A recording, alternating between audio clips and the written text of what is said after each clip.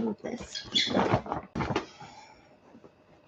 Move here. Let me go to this side of the couch here. Go over here and sit by the bookshelf.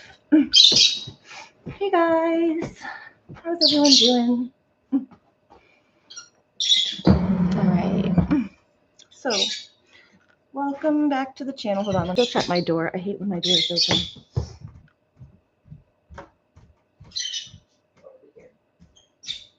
My brownie. Little brownie to eat. Some water.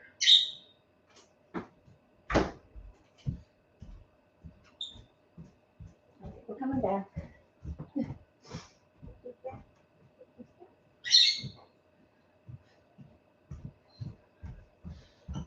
Oh. Woo. Hey guys, how's everybody doing today? So, we're going to try something a little different today. Let me see if I can pull this up. Hold on. I'm trying a couple new things today, so I have to just take a minute to figure this out. Excellent. Scenes. Trying to use my OBS. Start streaming.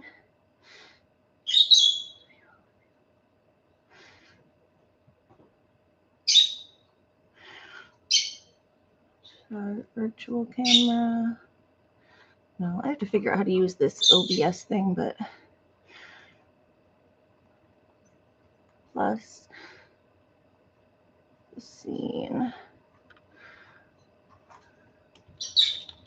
camera.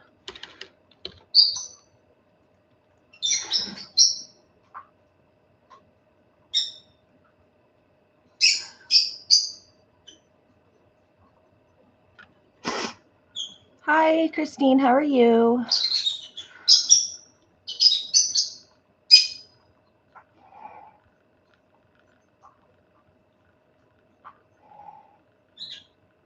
Add, oh, there it is. Add my camera. Video capture device. Add existing.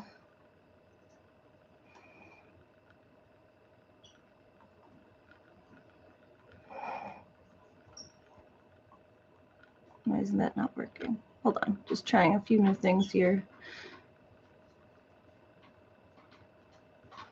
Is that working? HP, no, that one.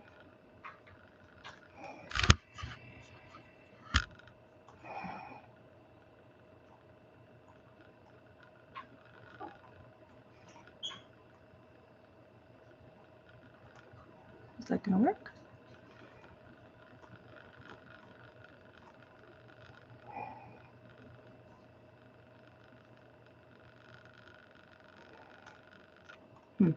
Okay, that's not working. We're gonna try that. Hi Heather. Yeah, I was trying to start my OBS thing, but I'm not gonna be able to use it today because I don't want to ruin the stream by trying to figure that out. I'm gonna have to do just like a testing stream and figure that out. But so today we're gonna try something new. I'm gonna start reading some Reddit stories for you guys, and we're just gonna kind of react to them. You guys can feel free to react in the comments, and we'll just like talk about it. So I always like those kind of streams, so I figured I'd try it myself. And I feel like I could give it. Everyone tells me I good. Everyone tells me I usually give good advice, so I figured I'd try my hand at it. Hi Courtney. Hi Pancake. Oh my God. And yeah, as for how I'm feeling, I had to go to the doctor's today. I don't know if you guys can see this, but that's why I put on a little bit of makeup to try to cover this. But I look like hell today, so I apologize for. It's kind of why I have to get my watch hours and my subscribers up, but I don't know if you can see this side here. All this is, I got like, we were camping and I got some sort of poison something when I was in the woods. So there's like from here, there's a little bit there, a little bit there. It's like all swollen. My lip over here a little bit. I was telling our friend MJ that I've been trying to start my YouTube channel and I just got to 1K, and I guess I'm ready to become an influencer because I just got my Botox. I got natural Botox duck lips now, like all the Insta girlies.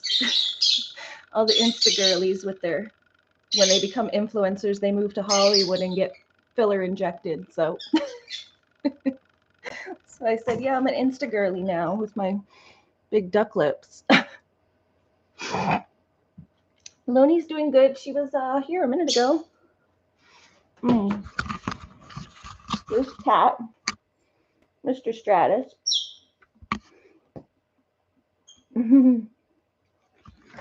Oh, and there's Looney.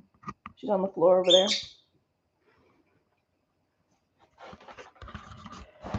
And Lucky, I don't know, he's somewhere over here too. I'm on my computer, not my phone, so I can't move the camera around as much. But yeah, so camping was a lot of fun, but I came home with like just the worst. There's more here up on my neck. And there, down. And then it's like between my thighs is what I was talking about the other day.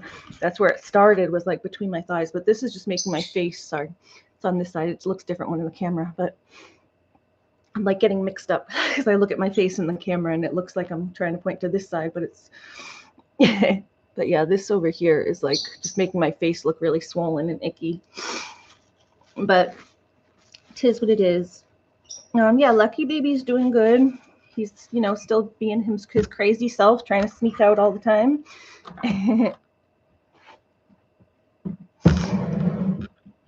Let me go see if he's over here. Is he still over here? No, he must be, let's see, maybe he's in the closet. Is he in the closet? Oh, he is. He's in the closet, guys. Hold on. I'll let y'all say hi to Lucky Baby. Hi, Lucky Baby.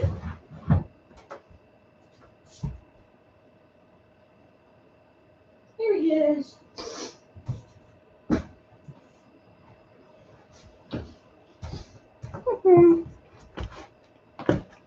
Here's our Lucky Baby. Thank you for asking, Julie. Yeah, he's doing well. Everyone remember to like and subscribe. We're trying to get our subs up. So give us a like, give us a subscribe if you haven't already. Meow. Yeah, he was definitely happy to see us. He's just the sweetest little baby. But yeah, so what we're going to do today is we're going to go look at these little Reddit stories. Let me see if I can find them on, maybe pull them up on my phone instead so that I don't, so I can still see the screen. Thank you, Heather. Yeah, everybody hit like and subscribe. And if you guys like Heather, you can go and check out her. Oh, yes, baby Heather. Let's get Heather. Guys, I have to introduce you to somebody. So, this is our new,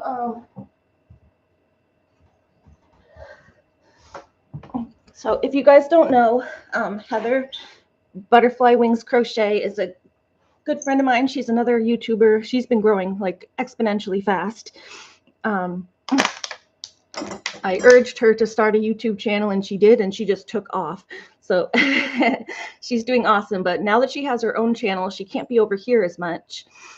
So we got this little stuffy, and this is our new channel mascot. Heather was one of our first mods over here. So this is Heather the bunny. And when Heather can't be around to watch over the chat, she's going to watch over the chat and keep y'all in line. So, but yeah, look, it even says Heather the bunny.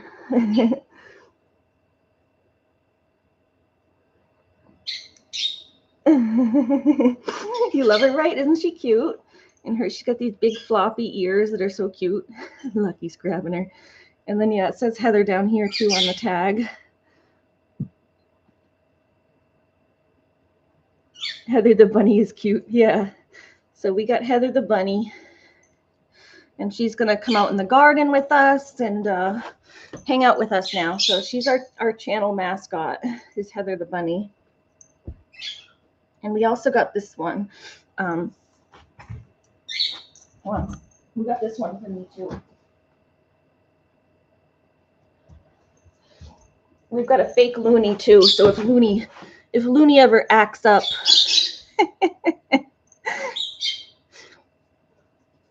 No, we'll call this one Aura because Aura, my previous dog, left us too soon. So it's got blue eyes, but whatever. We've got a fake husky too. So the fake husky is gonna chase the bunny. Ah!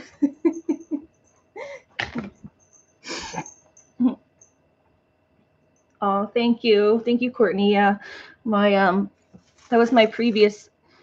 That's how the bunny steals my root beer. Oh, is that why my root beer is gone? I am out of root beer. I have ginger ale left, but no root beer, I don't think. Yeah, it was my first service dog before I got Looney. Was my dog Aura. She was a cutie. Speaking of which, let's go get we'll go grab a ginger ale. Which reminds me, I want ginger ale. Do we have any more root beer? I don't think I have more root beer. Yeah, there's no more root beer. I'm lucky. Yeah, no more root beer, just ginger ale.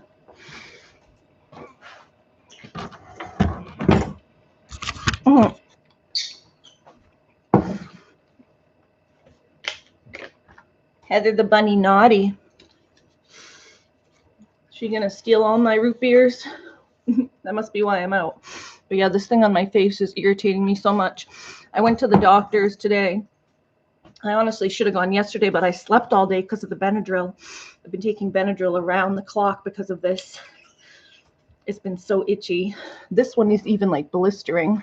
The one down there, thankfully, isn't blistering. But this one up on my face is like, it's like rough. It's making little blisters. I don't know if you can see, but it's making little blisters. It's like bumpy. Oh, so hi Jamie, how are you doing?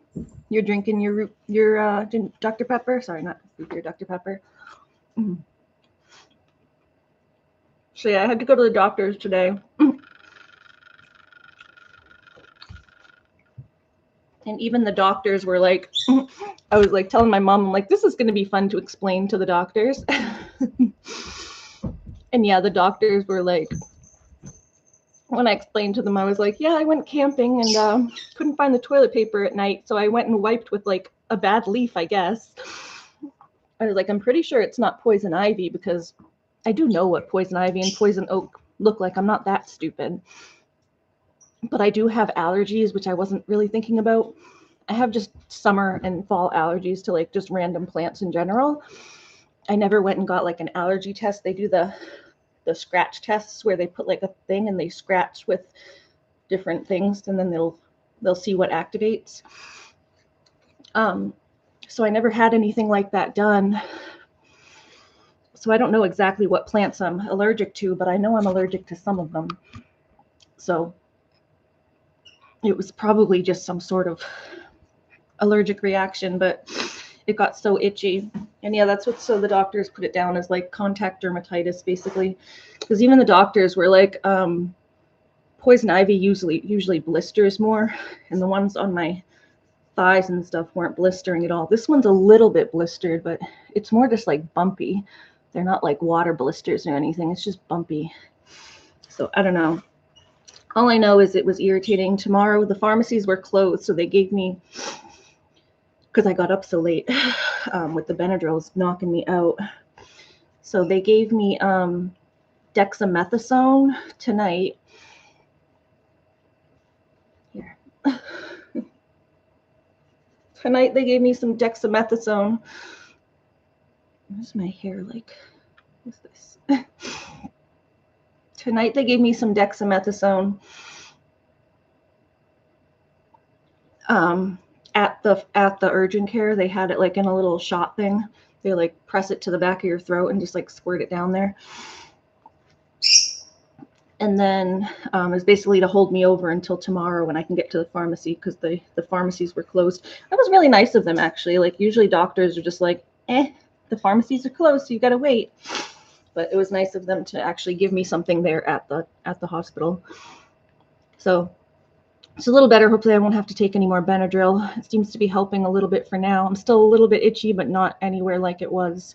It's just really red, and I look like hell. Like there's just red spots like all over. There's some here, oh sorry, here. And yeah, that's what the doctor said. They're like, it gets, I guess, like it started down there, and then they said like once it gets into your system, it becomes like systemic, and it'll just start popping up everywhere.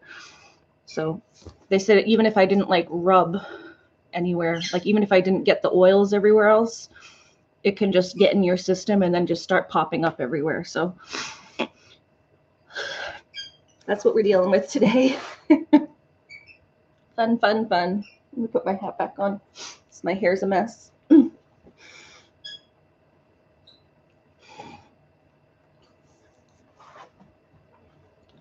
yeah, I'm going to go. Yeah, they gave me Heather says, did they give me meds? Yes, they gave me the dexamethasone. And then tomorrow I get to go and pick up prednisone, which is what they usually give me. It's a high dose, though. I might end up having to break them in half. It's like 50 milligram pills. Usually they give me like 40 or even 20. But it is like everywhere. But I can't take that high a dose of prednisone at once. It like gives me a lot of anxiety. So we're gonna start our Reddit thing, I guess. Oh yeah, how is Emma doing? Emma's doing great. Awesome, awesome. I'm glad she's doing better. I have some videos and shorts I have to put up from the camping session, but we'll leave it for now. Let's see. Hold on. That was me and Aura, or me and Looney camping. She's giving me a big lick. That's cute. You went to the ER 3 times last October because you were allergic to something and nothing was working. Oh, yeah, the Benadryl usually works for me. Not Benadryl, sorry, the prednisone usually works for me at least. It's just sometimes a little too high of a dose. I end up having to break it in half. Thank you. Yes, please subscribe, everybody. Subscribe, hit the like button. Keep it going for me. We're going to try to build this channel up. So, yeah, we're thinking of doing like a Reddit podcast where I'm going to try to find Reddit stories that at least semi-relate to like the kind of stuff we do on our channel. Ones that are related to like animal care. If they're related to like anyone doing something in a garden, outdoor things, nature things.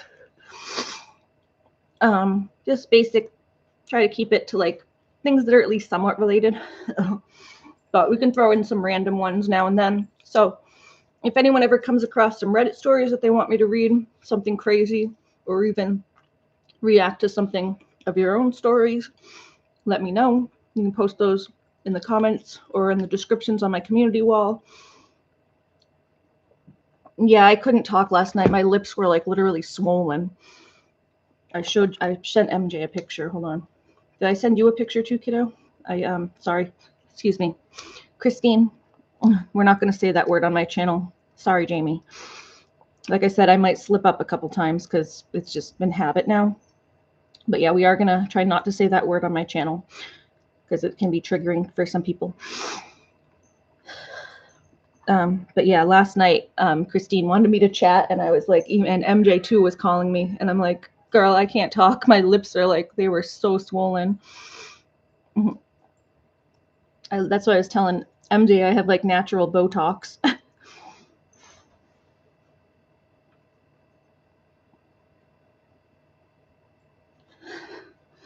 Those were my lips last night.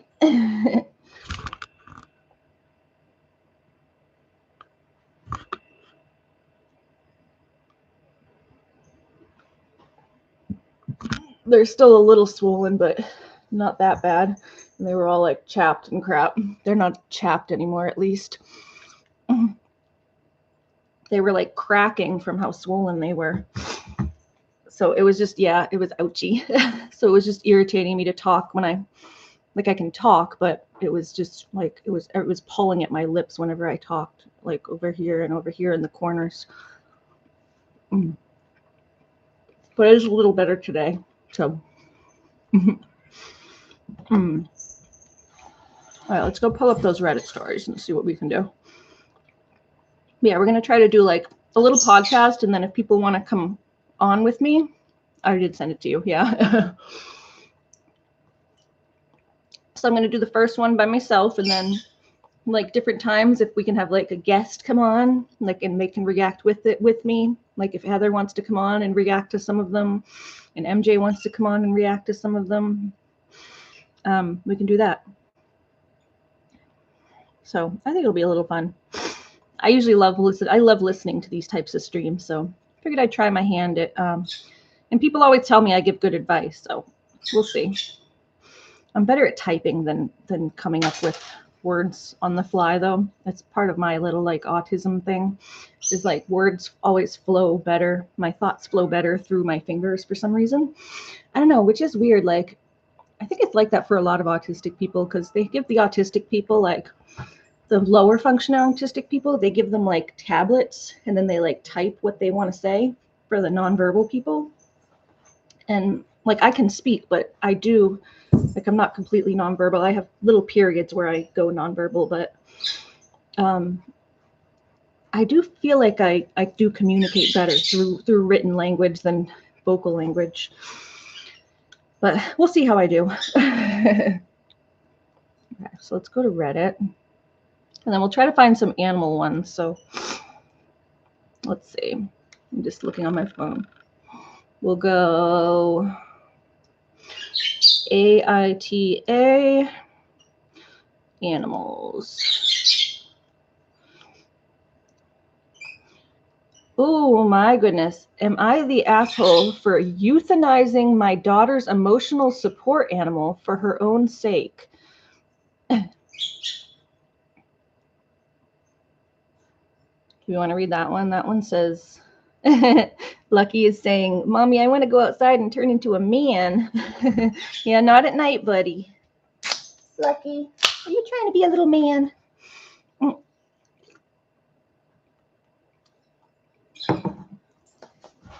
I feel like this one's going to make me cry. I know you have it in your head, the K word. Yeah, you can't hear that. You don't want me to read that one? Jamie, is it going to trigger you?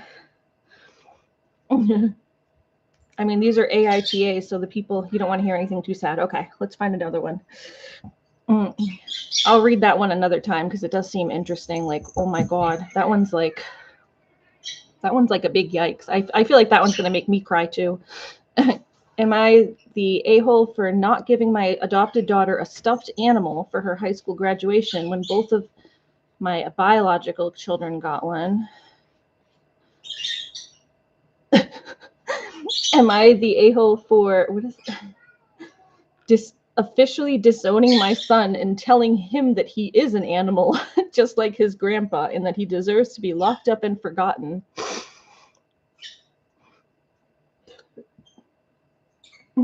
Unless they are sick, yeah. Yeah, I wouldn't want to. How long did it take for Super Chat to be activated? It didn't take me long at all, but I already had like all the, you got to go through and make sure you have, like, you've hit all your goals.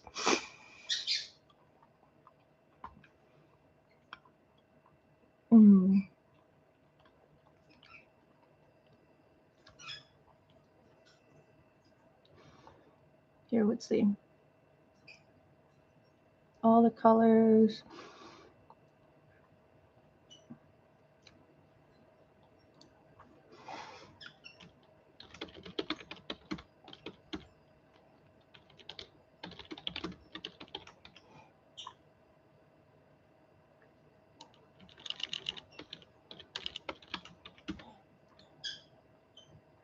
Here we go.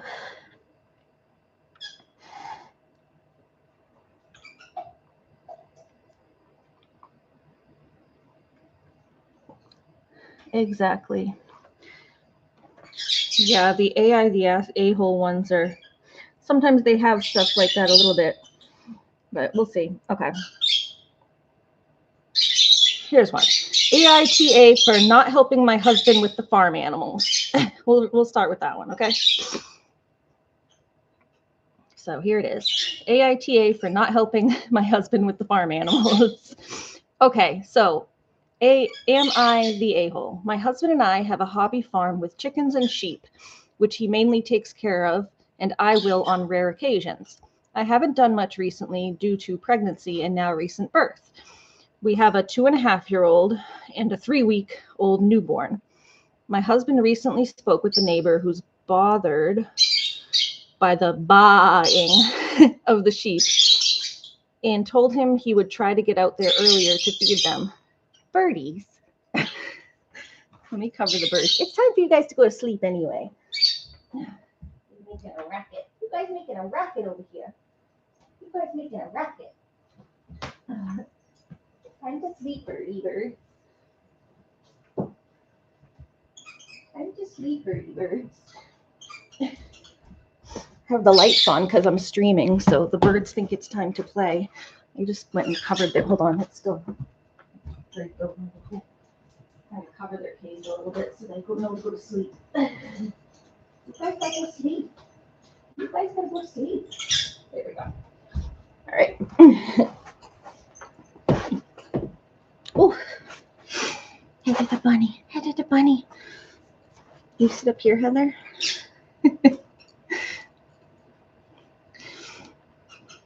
Okay, where were we? My husband recently spoke with the neighbor who is bothered by the baaing of the sheep and told him he would try to get out there earlier to feed them. Currently, he goes out around 9 a.m., sometimes later.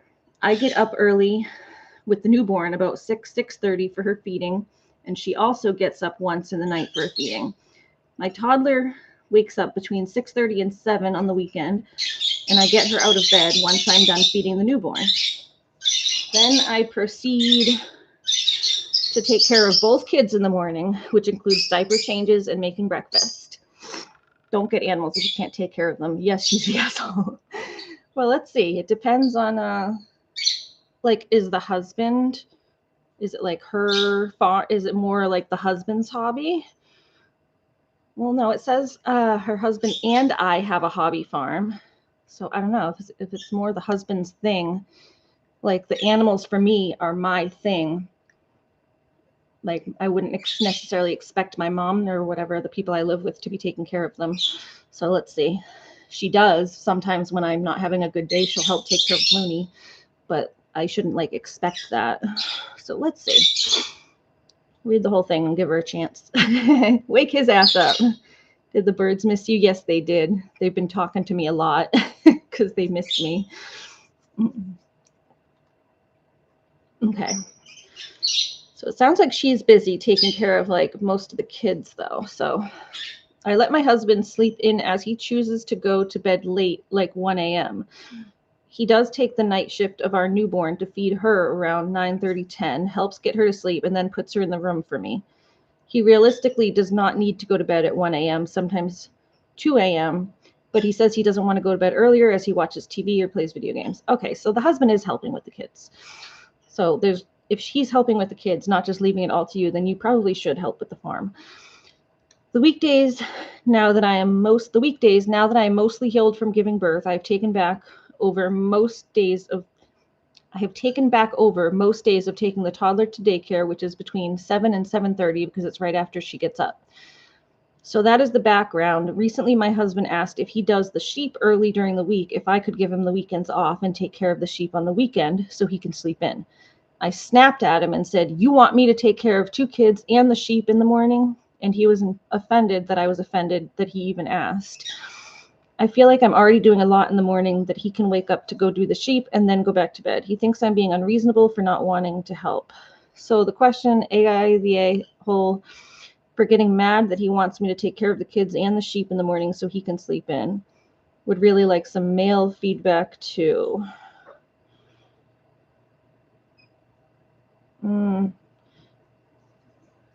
I think they're kind of both a-holes. This is like an everybody sucks here, because yeah, if you have animals like, and the sheep get up early, you kind of do have to either feed them early, and one of you has got to do it. Like, you got kids, but if you want to have a farm, that's like the life you signed up for.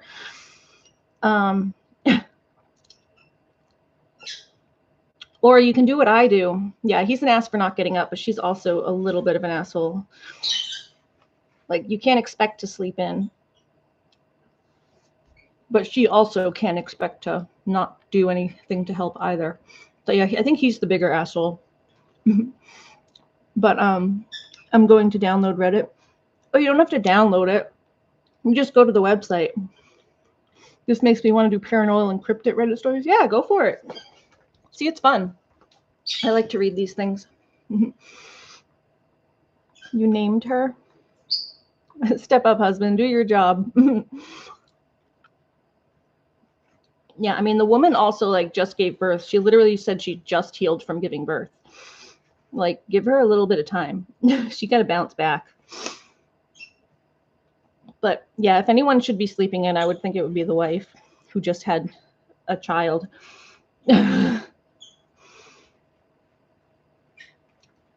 Yeah, I mean, you could do what I do sometimes. If I know I'm not going to be able to get up late, I overfeed at night. So I'll go out at nighttime to give them extra hay and extra water, so that I don't have to get up as early, so that there's still water and hay in there. I do that if I know that I'm going to be not able to get to them in the morning.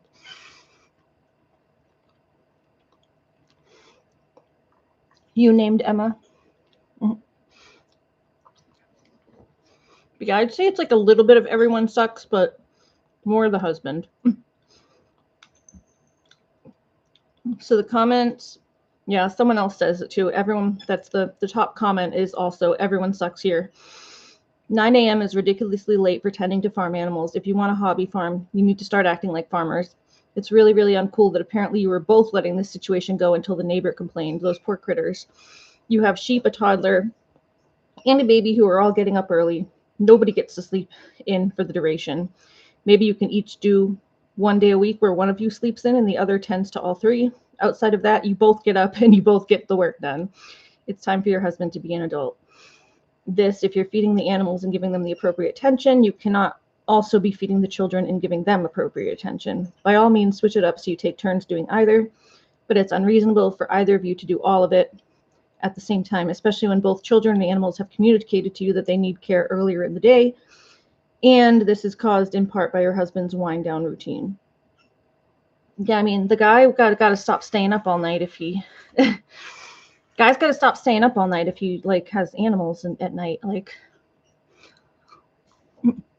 I'll say I'm guilty of it too sometimes. I stay up really late, but I've just gotten my animals on a later routine with me. But if your animals are on an early routine, then you gotta take care of them. Like, that's just kind of how it is.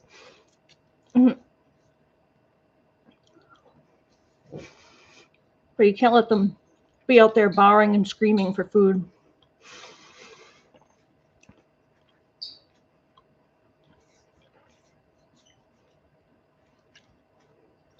You don't hear my animals screaming. That goat, they're never screaming because I go out there and I feed them. Like I said, even if I have to go back to bed after, I'll get out there, run them out some hay and some water, and then go back to bed. And even the wife said she would be fine with that. Like, I don't see why that's such a big deal to just go out and run them some food and water and then go back to sleep if you're tired. But you got to get up and feed them.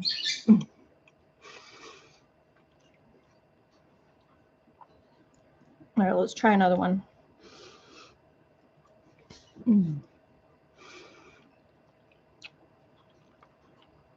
Da da da da da.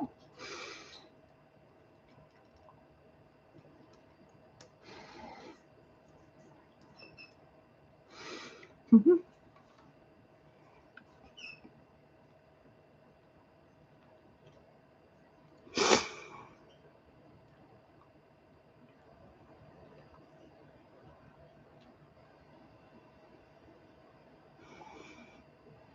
Not wanting to pet. Let's see.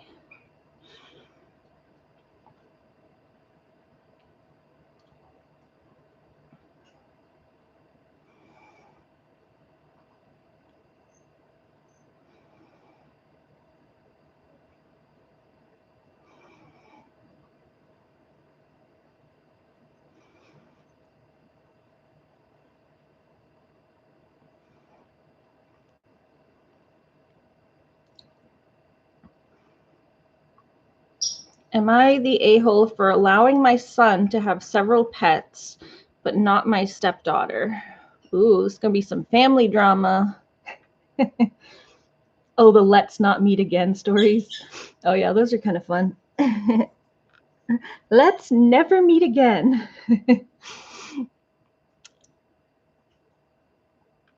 Ooh, this one's sad too. Do not want a service dog to participate in my wedding.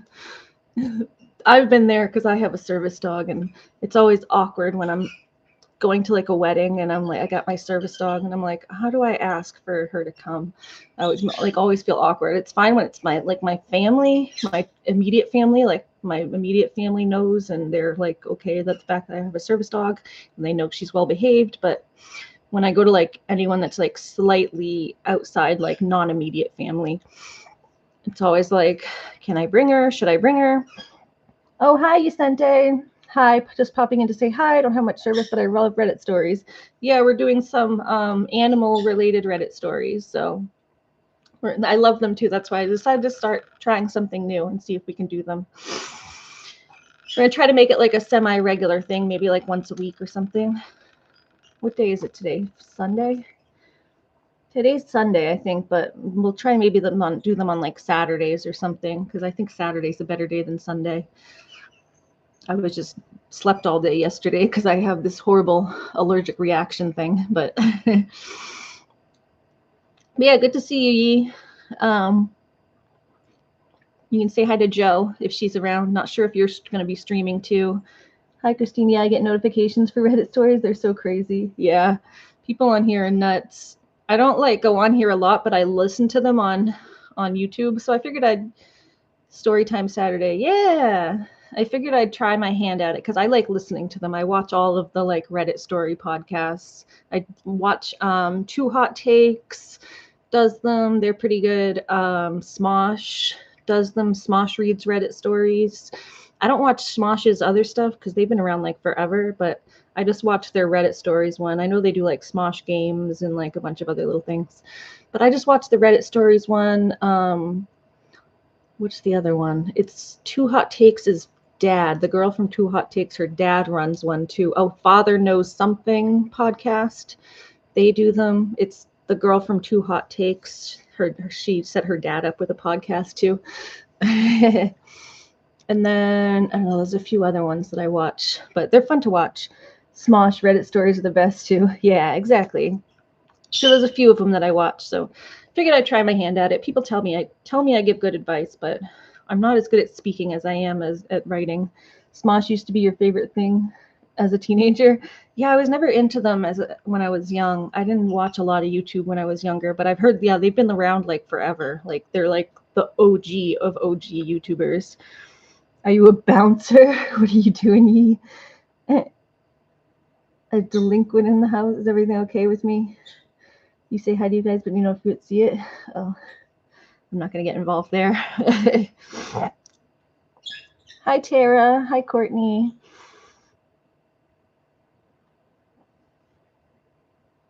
Oh, geez, yeah. And yes, I am bouncing. Okay. You're working security? Oh, do you really? Is that what you do like at night sometimes? Where do you do security? At like a bar? Yeah, hi, Courtney.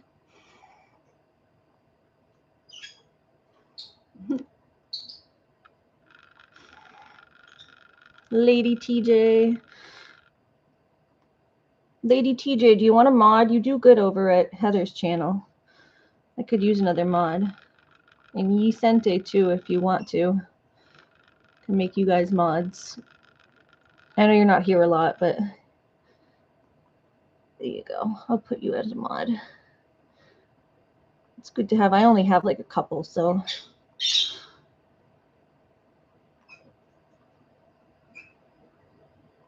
There you go. That way, if Heather and Jamie aren't here, you used to, this is a one-time gig for rich folk that is putting on a concert for their friends and family. Oh, nice. Yeah, just being like a big, tall, imposing looking man. I know you're like so chill that I can't see you like actually beating someone up, but just being a big, kind of tall, imposing man, like at your height, is a good deterrent for people to keep it cool. Tara's a wonderful. Yeah, she seems to do good modding over at Heather's. We usually don't have too much drama over here anyway, but you never know. There's sometimes some drama happens. We get a few trolls here and there, so it's $500 to just stand around hanging out. You're a C+ security guard. Nice. Yeah, that's a good gig, good pay, just to hang out. You're too nice for sure, right? I can imagine ye tossing some people around. Out the door. Yee, did you see Heather the bunny? This is Heather the bunny. She's going to be our channel mascot. Her name is it's Heather. Heather the bunny. She's our little channel mascot now.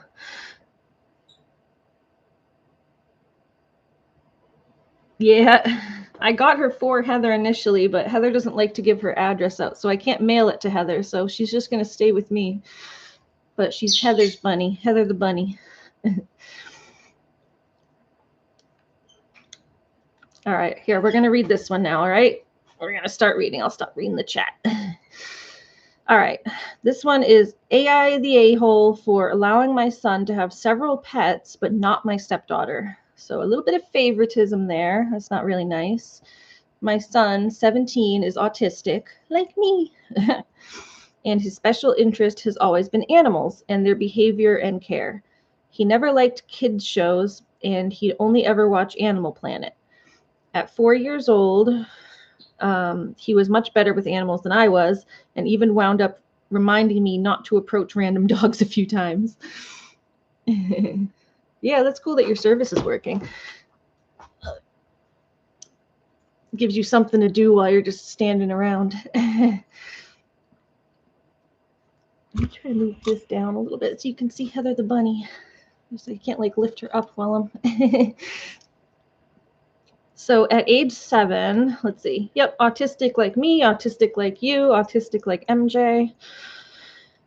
And into animals like us too. I think that's a common autistic trait, is being into animals. It's like our special interest. That's like me. My special interest since I was young, my autistic special interest has always been animals. I would like read facts about them and go down like rabbit holes. We had this big book. It was from National Geographic. It was called the Nat Geo Fact Files. And you would like flip pages. Each page would be like a different animal, and it would like open up like a brochure and have like all stuff about the different animals. It was in like a big like 3-ring binder type thing. It wasn't like a book. It was like a big 3-ring binder, and you could like get different fact files. Sometimes they'd mail them to you and you would put the next one in the binder. They'd like come out with new ones and you'd grab them and put them in the binder. It was like a 90s thing. We had that, and I would read that thing like every day. But anyway, here, we'll go on. So he never liked kid shows, and he'd only ever watch Animal Planet. At 4 years old, he was much better with animals than I was, and even wound up reminding me not to approach random dogs a few times. So at age 7, after a pretty big milestone, I finally gave in and let him get a cat. A friend had a litter, and he wound up talking me into getting 2 with more facts about how they do better in pairs. That would be me. I'd be like, but they have to have a friend. I can't stress them. I got to be preaching a dog. Yeah, exactly. That's why we used to warn you, Christine, not to just go up and pet random dogs, even if they say they're a service dog. Sometimes people lie about the dogs being service dogs, and the dogs not always friendly. So That's why I was warning you when you used to tell me that you would go up and just pet dogs. I'm like, girl, don't do that. I feel like it's pretty common. I don't know. I don't know like a ton of autistic people, but every autistic person I know likes animals. Exactly. I always get permission. 2 cats for a first timer. I mean, cats aren't that difficult to care for, but at least when they're litter mates, they usually get along. Stratus and Lucky don't always get along. They get along like sometimes. It's weird. They'll go from like getting along and licking each other to then they'll just start hissing at each other out of nowhere. They mostly get along though. They don't fight. They just kind of posture a little bit at each other. But yeah, let's see. Okay, so he got 2 cats after telling his mom how they do better in pairs. And so first 2 members of our family. And so first 2. That's a weird sentence. A friend had a litter and he wound up talking me into getting 2 with more facts about how they do better in pairs. And so the first 2 members of our family. Over the past 10 years, his animal collection has grown and he has a pretty big family in his room. Oh, okay. He's talking about his animal family. So those were the first 2 members of their animal family, were the kittens. And then he got more and more as it went. You got to go roam around. All right. Have a good day, Yi. Have a good time at your job. And yeah, don't get into too much trouble.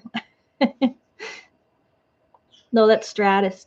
Stratus talking. He wants to go outside. I can let him out. It's not Lucky. Lucky's a brat and he won't come back. It's Stratus over there by the door. Naughty Stratty. You want to go out? Yeah. It's Stratty doing the cute little meows. All right, go ahead, just a little while. Stratus can go because he comes back. When Stratus goes, he comes back within an hour. Whenever Lucky goes, whenever Lucky goes outside, he just stays out for hours and hours, and he doesn't want to come home. Stratus has the cute little meow. He just goes meow, meow. When Lucky meows, he has like more of a little like, he does like a little purr thing. And first he goes purr, purr, purr, purr, purr. He makes like a little purr noise.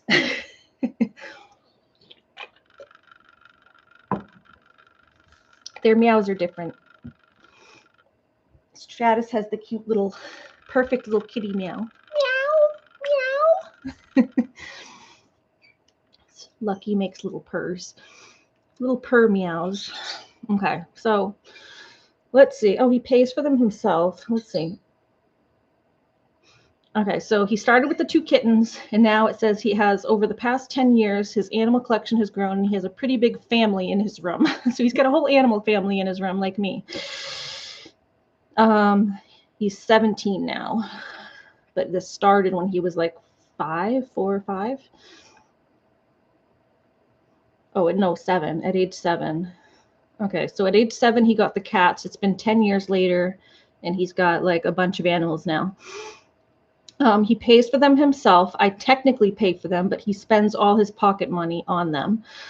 And before asking if he can get a new one, he sits in his room and works out his money to see if he could afford one. Overall, he's a smart kid, and I'm really proud of him. He was accepted into an animal college where he's getting all of his qualifications to get a job, something people doubted he'd ever do. He's come so far, and so I'm happy to indulge him in his special interests, helping with particularly expensive vet bills.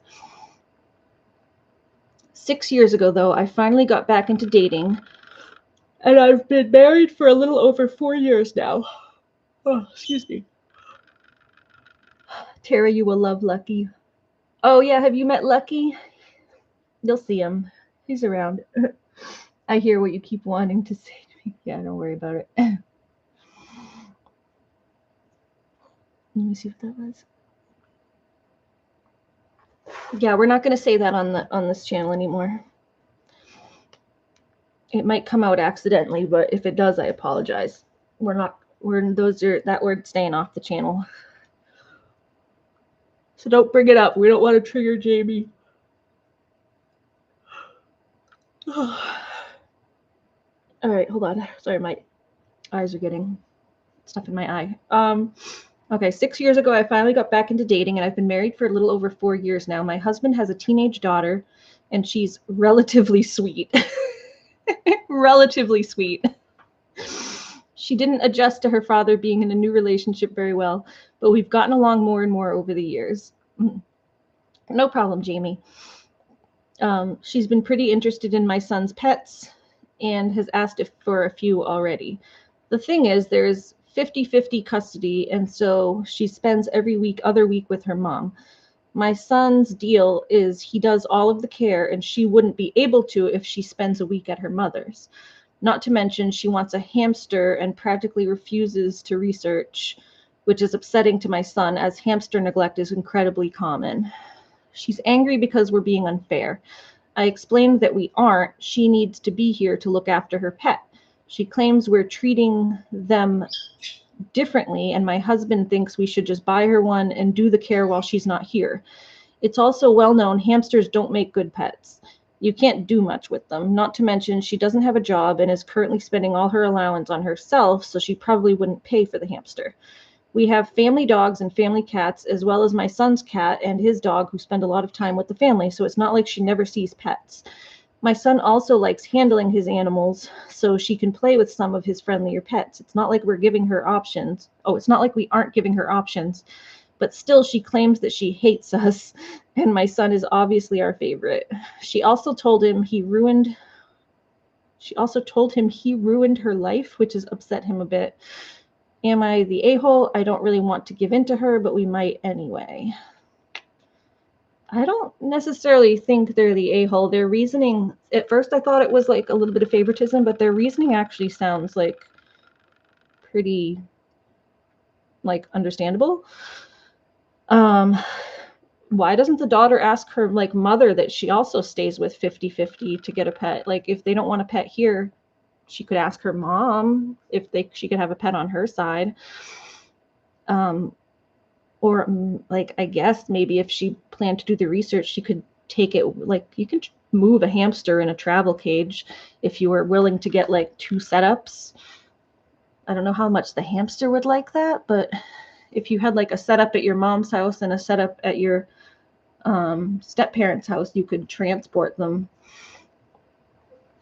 Sound reasons for not getting, yeah, exactly. It sounded like pretty reasonable reasons. If she's not like refusing to do the research to even know like how to care for the animal, then like the son like has an animal because he did all the research, he learned how to care for them, he does all the care for himself, and pays most, it sounds like he pays for most of it out of his own. The mom seems like she just helps with like vet bills, which is pretty much how it is in my house.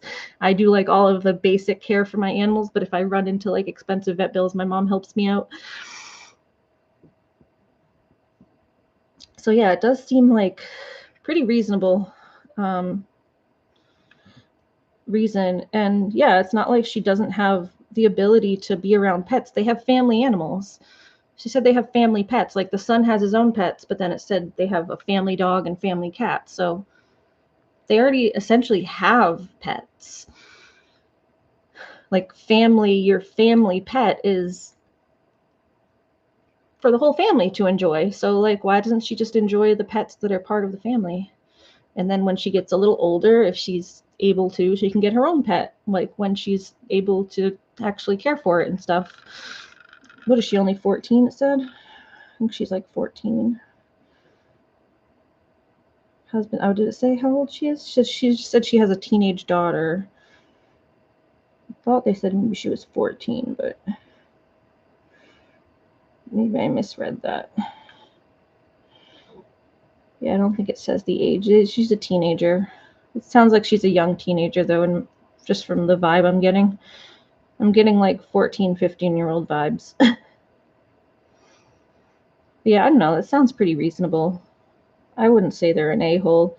I would like wonder just if she could maybe take her pet. Like, seems like they're worried that they're going to get stuck caring for the animal because she has to go back.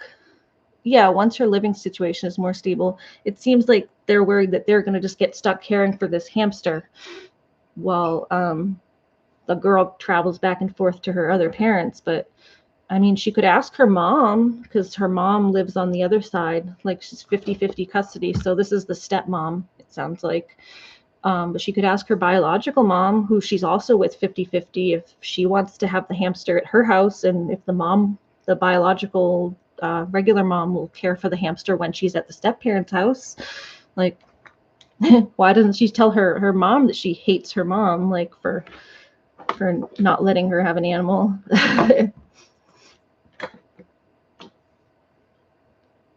And yeah, she could take, that's what I was saying, she could take, hamsters are small, you can put them in a travel cage and take them with you. Like, you just have to make sure you have a nice setup when you get there. So what I would say is get just 2 setups. You can even make bin cages. That's what I did for my mouse. I made bin cages. So you make them out of like plastic tub bins, so it's not like that super expensive.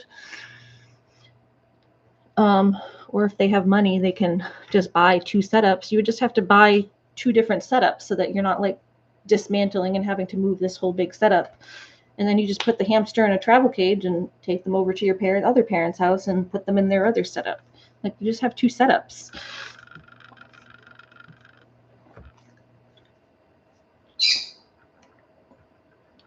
So that would be a reason I would do, but it also sounds like she's not really doing the research to even know how to set up for them. So like,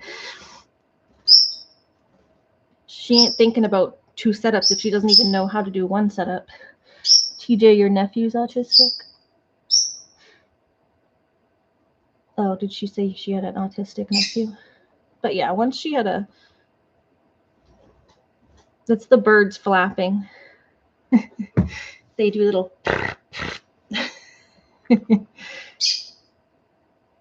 He is the animal lover. Yeah, see, I said there's like something with autistic people. We all love animals. All right, let's see the first. So yeah, this says not the a-hole. This is the top comment. Here is not the a-hole. I have a 3-year-old Roboski dwarf hamster here. Hamster abuse and neglect is a massive issue. Added on the fact that certain hamsters like mine cannot be socialized due to the timid nature of their breed. Other hamsters like Syrian hamsters can become aggressive if overhandled, and they require a lot of time and work. They also require a highly dedicated diet, a habitat big enough for movement. That's what I was saying, is you would probably want to have 2 habitats, because hamsters like actually take up more room than you would think, at least if you're not neglecting them. It's like not the type of thing that you would want to like have to move this giant habitat and bring to someone else's house every 2 weeks or whatever. But if you had 2 habitats, then you could just put them in a travel cage and bring them and then set them into the other habitat.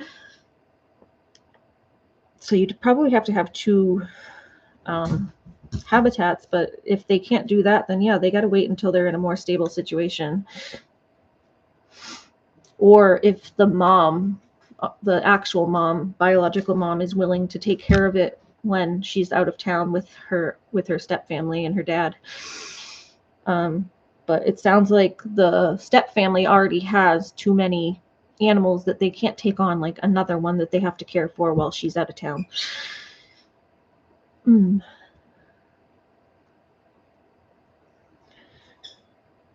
Let's see. They require a lot of time and work. They also require a highly dedicated diet, a habitat big enough for movement. My girl's is over 550 square inches and plenty of burrowing space. Your son would be taking care of this added responsibility every other week, which isn't fair to him. She needs to do her research and understand the needs that come with owning a hamster. And I think this is the OP says, I do know about that. My son has a rescue Syrian who will scream and bite if anyone tries to change his bedding from previous overhandling. He's terrified of people, but has formed a tender bond with my son. It's really sad to see. He just lives in his tub under my son's desk with the curtain drawn, pretty happy to do his own thing.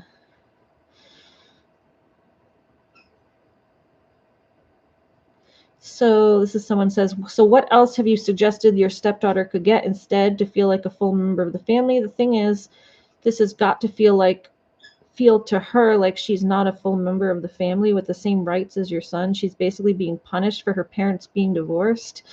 Yes, she's only here 50% of the time, so she can't care for the animal the other 50% of the time, but whose fault is that? Her parents. Let your husband i.e. your husband. That's why he's very reasonably wants to care for the animal during that time, but you want to punish her for her parents' divorce and basically tell her that she has no real at all, so she can't have pets like a kid who has a home. I think it's incredibly sweet and touching how much you clearly care for your son, but God, it must feel like crap to be your stepdaughter, and imagine how little you care about her in comparison. I don't think that's what this is someone else's comment. It's just interesting to read other people's take on this. I don't think she was saying she doesn't care about her stepdaughter. She's just saying, like, they already have a lot of animals. Yeah, exactly. She needs a pet to feel like a member of the family. They already have family pets. Yeah, it's just interesting reading other people on Reddit's takes. It's like, geez. I mean, the daughter might feel this way because she's a teenager, and like teenagers don't think logically or rationally. But I'm sure the daughter does like actually feel like this, but it's not because that's actually how it is. It's because teenagers are illogical and irrational. Let's see. Imagine how little you care about her in comparison, and to also feel her father must love you more than her too, to let her be only second-class citizen in the home. Jesus, look, your reasons have some logic, but the thing is, they aren't welcoming and loving to the stepdaughter. They aren't going to make her feel like a full member of your family, or like your home is also her home, rather than a place she has to be sometimes where she's not equal. You have to understand that's how she's going to feel to her. So why doesn't she get a pet at her mom's house, and she can take that pet when she goes to her step family's house? Her period, it'll pass.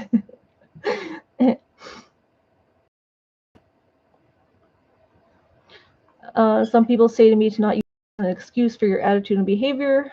Well, yeah, that's true. You can't use autism as an excuse all the time. Sometimes autism can affect how you feel, but you still have to learn how to control your behavior. I have autism too. MJ has autism. A lot of people have autism, but we also have to learn how to control how we feel and how we act. Or sorry, we can't control how we feel about things, but we have to control how we act. We all have feelings, but yeah, you got to learn how to control it. That's what therapy is for. Let's see. So what pet can she get that lives at your home and you and husband care for during the week that she's gone? At least try to think of options. Another great option is you could pay your son some extra pocket money to care for the animal while his stepsister is away if you don't want to. It seems like a job he would want. Can she have her own cat, dog, something? Can you and husband talk to her about all the animals she likes and figure out so she can have one thing to your son's many? You're the a-hole. I know you're not trying to be, and your reasons make a certain sense, but it's sad to me how little you are showing at least care for your stepdaughter's feelings and seeming lack of any attempt to make something work.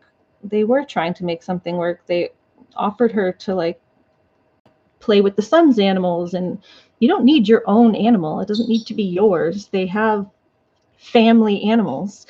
They have animals that are the family dog, the family cat, and she is part of the family. So technically those are also her pets. Exactly. Bad behavior has consequences. Yeah, and the first comment, the top comment was that it wasn't everybody sucks here. That was just a second comment that was under there. I just thought that was interesting because some people are, their takes are just so crazy. And then this is someone's, someone replied to that big long comment about how you have to make the give something to the daughter to make her feel like she's part of the family. So this is someone that responded to that. They say animals are sentient, loving creatures, and the ones in your family are very lucky to be around someone like your son who's informed and devoted to responsible. They are not trifles to be given as appeasement to a teenager on a whim. Please don't give in, OP. By the way, when I was your stepdaughter's age, there was a long list of things that I thought had ruined my life, including the fact that by the time I'd be old enough to go to prom, Kevin Bacon would be 30, i.e. basically a corpse, and therefore unable to go with me. I lived. Yeah, basically, teenagers are ridiculous.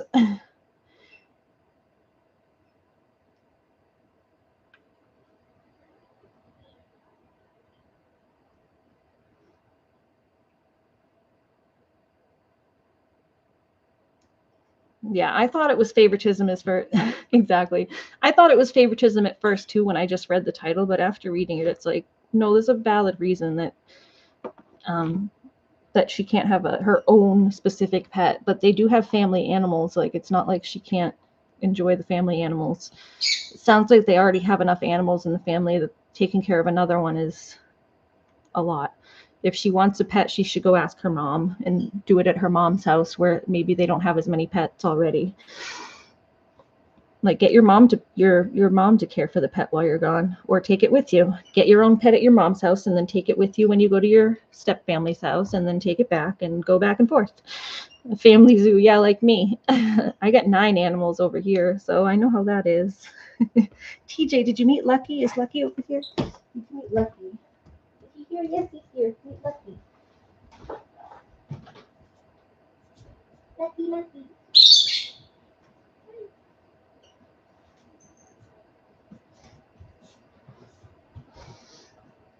Nice. Here's the baby. Here's the baby. Here's little Lucky baby. Yeah, we have 9 animals over here. We've got Lucky the kitten. He's the newest member of our family. We got him last year. His gotcha day is actually in like 2 days. So we're going to throw a little gotcha day birthday party for him. Lucky, I love his colors and markings. Yeah, isn't he cute? And his little pink nose. His little pink nose. He's got his little white paws and then his little feet. He's got the cutest little feet. This little foot. I love his feet. I love his little feet. Love your little feet. He's got cute markings on his feet. Doop, doop, doop. Cute. Yeah, his gotcha day's in a couple days. It's, I think, the 16th. It's the 16th or the 18th. I have to go look, but I think it's the 16th. Yes, you're cute. So yeah, he'll be 1. He's just a little 1-year-old. Just a little 1-year-old baby. He does look like your kitty. Cats have rabbit feet, yeah.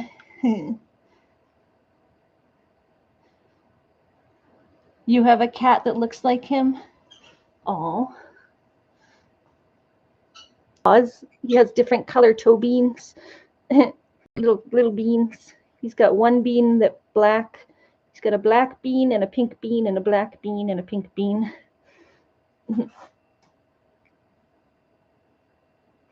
His little toe beans. Little toe beans are different colors. Oh yeah, I see him. Ty is the cat on your profile pics. I see him. He's very small, but let me open your thing in a new tab to look at it closer. There we go. Very cute. How do you spell the word you always mess up on? I don't remember. I don't remember what word you're talking about. White? Oh, white.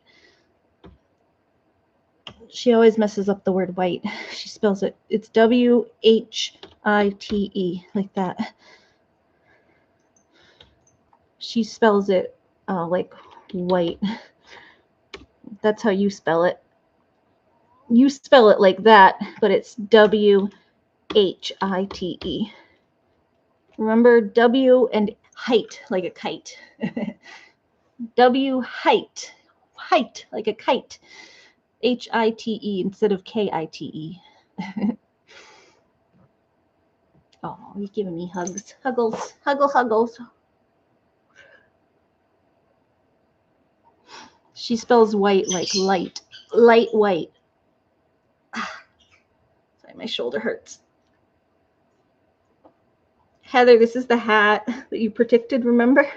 And then I got a second one. Where's the second one? And then I got this one. This one has the peace sign because this one didn't have the peace sign. It has the Om, home, white like Y. Oh, because she was talking about his white belly. She wanted to know how to spell white because she likes his little white belly and his little white feet. Little white belly and his little white feet. Yeah, WH. White like Y, the WH. Wah, wah, wah.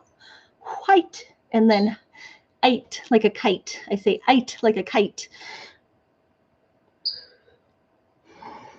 Without the K, obviously.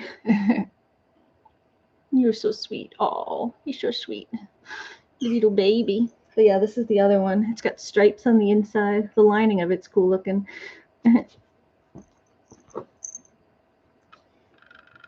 And then, you grabbing my hat. Are you grabbing my hat?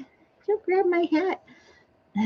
Anyway, he's grabbing it, but this one's got purple and green, which are a couple of my favorite colors, but I like the orange for, I have other stuff that kind of matches the orange.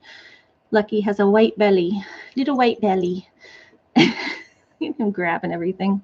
He's still such a kitten. You're still such a kitten. Yeah, it has the razor cuts and everything. It's cool. So, and then yeah, this one's like that too. See, I just got these because my other one got mangled when I went camping. It lit on fire the last time I went camping. All right, let's find another one. Everyone feel free to like and subscribe if you haven't. No, you didn't. You spelled it the same way you usually do. You asked how to spell it, and then you spelled it the same way. It's W-H-I-T-E.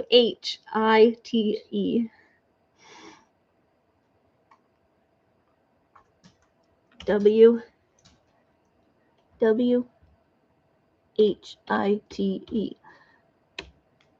Wait. Oh, boo. Yeah, you asked, and then you got it wrong again.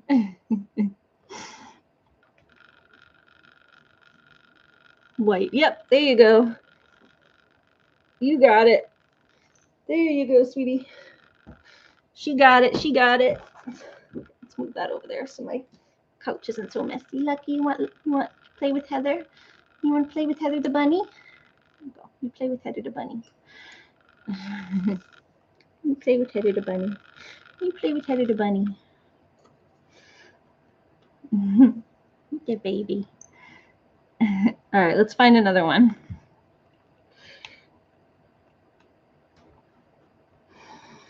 Am I the a-hole because I didn't tell my friend about how he treats his pets? I don't want to get into animal abuse. That's going to make me sad. Okay, oh, we'll do this one. Do not want a service dog to participate in my wedding. Or am I the a-hole for telling my friend she's not the best pet owner? Am I the a-hole for petting someone's emotional support dog without asking?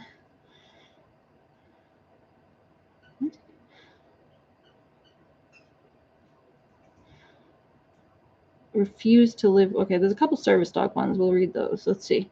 Here's the do not want a service dog to participate in the wedding, because sometimes I can relate to those. Let's see. Oh, itchy. Sorry, I'm getting got these itchies on my face. It's like bad, but not as bad as it was before, at least. Continue with Google. Okay, is this gonna open? So I'm waiting for this to open. You posted on your channel pictures of your kittens. I'll go subscribe. Oh, okay, bye, Lucky. You want us, when I see Lucky now, the pretty little kitty song is in your head? Yeah. Pretty little kitty, my little kitty, pretty little baby.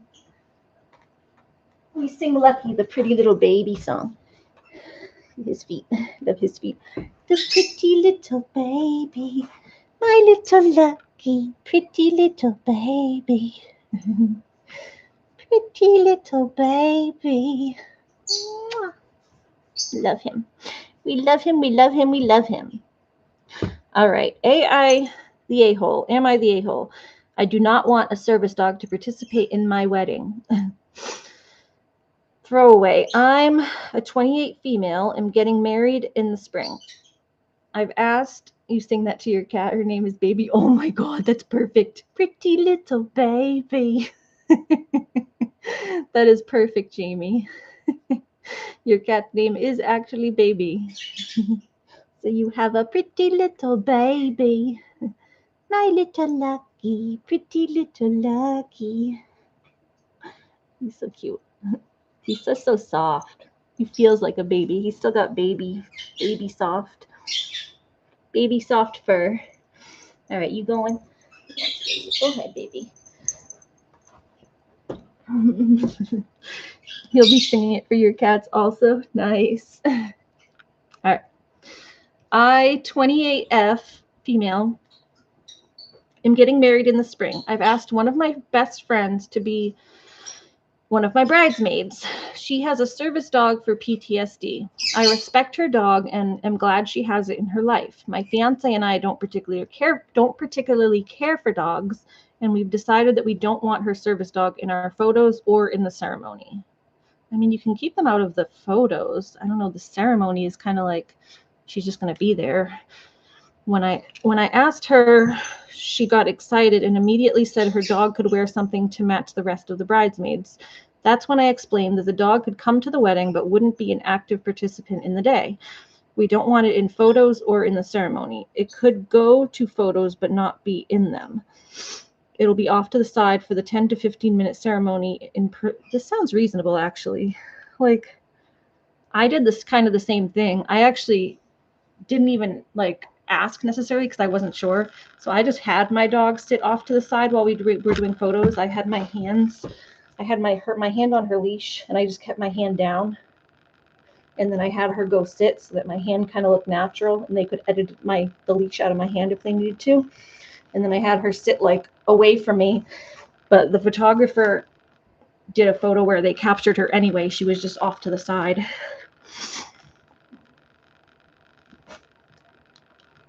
Yeah, but if people don't want them in the photos, that's understandable, I guess.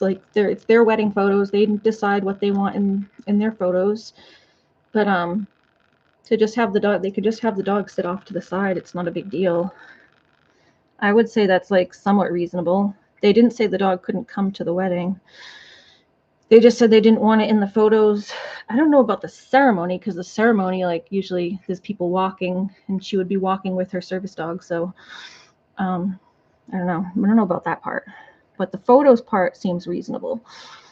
But let's see. When I asked her, she got excited. Oh, hold on. It could go to photos, but not be in them.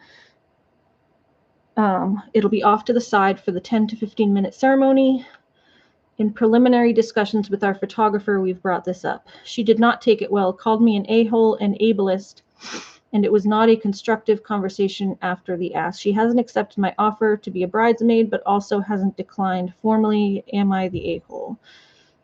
This one's tough, because I wouldn't say, I don't know about the ceremony part, because if you have a service dog, it's going to be with you.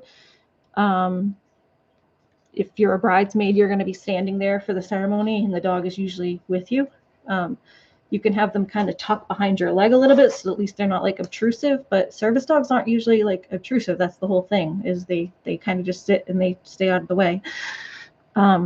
So asking them not to be part of the ceremony is kind of, I'd say that's where it's pushing it. Asking them not to be in the photos is, I would say that's fine.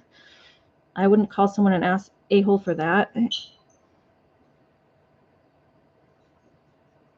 It's her wedding. If she wants her friend to participate, then they need to expect that. It's kind of a team.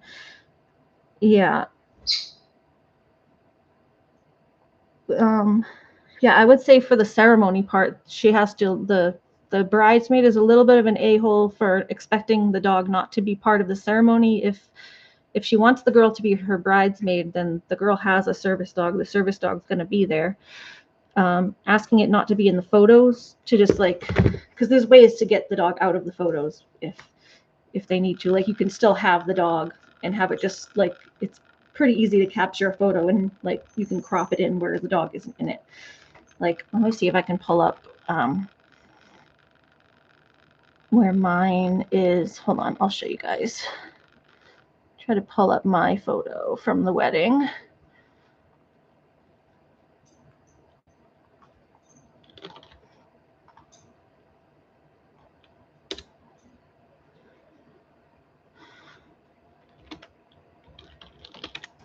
Oh, is it this? Hold on.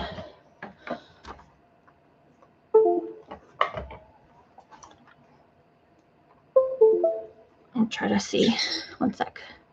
I'll pull y'all up a picture because I have pictures from what we did at Looney's when Looney was at the wedding. Seagate. Let's see. Where's the wedding? View. I'll pull up the photos that we did from the wedding when Looney came. Or sorry, when Aura came. Aura came to the wedding, not Looney. Wedding, wedding, wedding, wedding. Find the photo.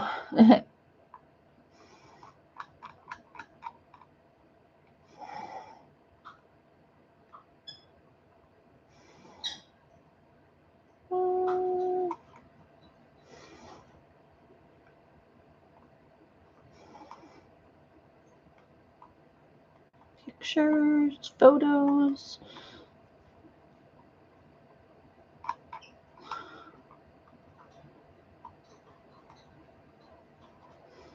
Oh, there it is. Photos. Pictures. Wedding. Where is it?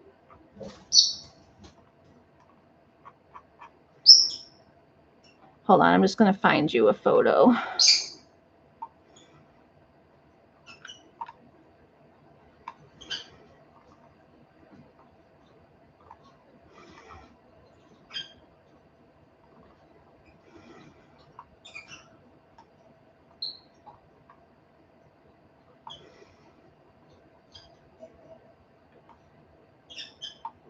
It's pretty easy to get a dog out of the photos.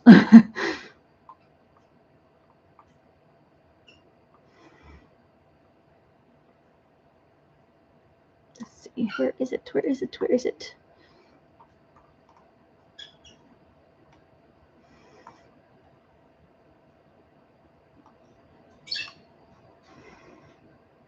Like here's one.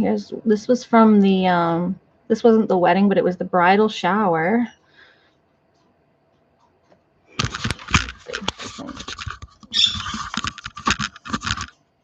I don't know if you can see, but that's Aura back there. See, I didn't realize they were even going to include her, but I'm still holding the leash. I have my hands down, just holding the leash. And I did like something similar at the wedding. And the dog's like behind me. But if the photographer wanted to, they could have just cropped it in a little more and it would have been fine. And then I did something similar at the wedding. So that's the dog. She's just being a service dog, back out of the way. So it's like very easy to take photos and still have your service dog there, but just keep them out of the way. They can sit like kind of behind you, a little bit out of the way. And it's easy enough to crop them out so that they're not in the photos. So asking them not to be in the photos, I would think is fine. It's the part where they're asking to be in, not be in the ceremony. Thank you. Yeah, that was from my my brother's when he got married. He's divorced now, but when he got married, his oh, here's the other one. It was their bridal shower, and then this one's from the actual wedding. Now I put Aura out of the way so that if they didn't want her in the photos, they could crop her out. But they decided to leave her in. So that was fine. I didn't know if they would or not. But I had her sit away so that they could do what they wanted. But they seemed fine with it. So and this is the other one. Let's see. And then the dog.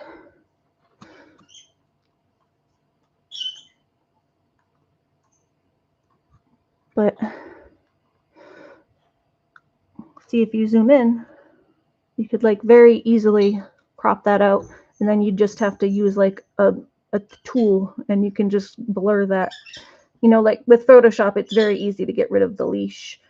You just black that out and like make it blend in. Any photographer who does photography would easily be able to get that out of there and touch that up. It's not a hard touch up. So I basically left it.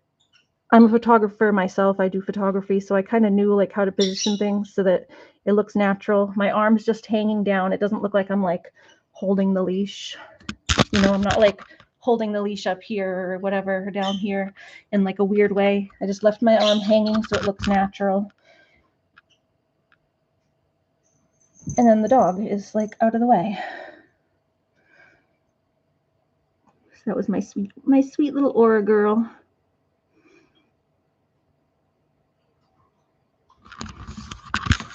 So yeah, so like I don't think keeping the dog out of the photos is a big deal. It's the ceremony part that has me like the girl's going to a wedding. She's gonna have her service dog with her. I don't know how you can keep it out of the ceremony. Like it's gonna be there. If people are taking pictures of the ceremony, the dog's with her. Like I don't know, just chill about it. Just is how it is. Do I have more? Let's see. I thought there was another picture from the wedding. New folders. Advanced events. Let's see. I'm looking phone.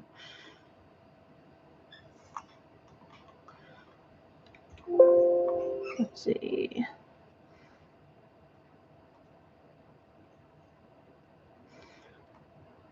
Yeah, I don't know where the rest of the wedding pictures are, but we had more. I just don't know where they are.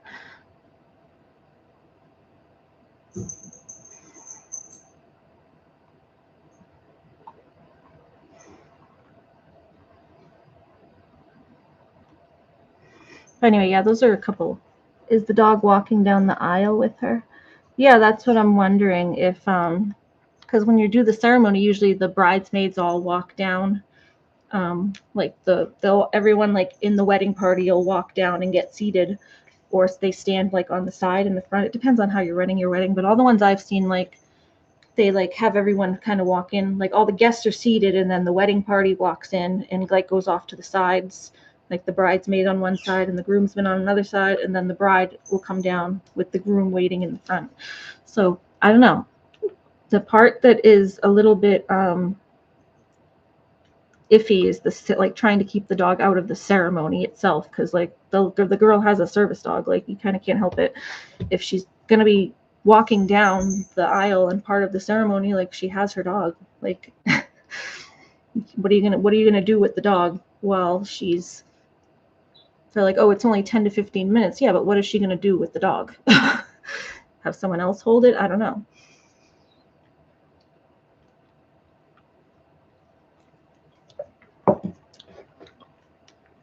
But yeah, I don't know. It's weird when you people know that you have a service dog. And yeah, how big is the dog? Like, there's a lot of like things, because if it was a small dog, it could literally like probably tuck behind your legs and really not be noticed. But if it's a big dog. But overall, I'd say partially the a-hole, not the a-hole for wanting to keep it out of the photos, but yes, the a-hole for keeping it out of the ceremony, because like, I don't know, if you invite someone to be your bridesmaid and you know they have a service dog, you would kind of expect them to have the dog with them because they have a service dog. If you don't want a service dog in the wedding, don't invite someone to be your bridesmaid that has a service dog. Okay, let's see. Top comment. I'm probably going to get downvoted to hell, but I have a service dog. I was also maid of honor in my best friend's BFF's wedding. My service dog was sat in the front row with her family during the ceremony and wasn't included in the formal pictures. It wasn't a constant thing. It was 15 minutes here and 5 minutes there. I could still see my dog and she could see me. She still alerted just fine when I was feeling overwhelmed. It's not a huge ask to not have the dog be part of the ceremony. Keep the dog in the front row and off to the side during formal pics. Bride needs to decide if she's willing to take the chance that there will be a meltdown because her PTSD might be triggered. Friends need to decide the same.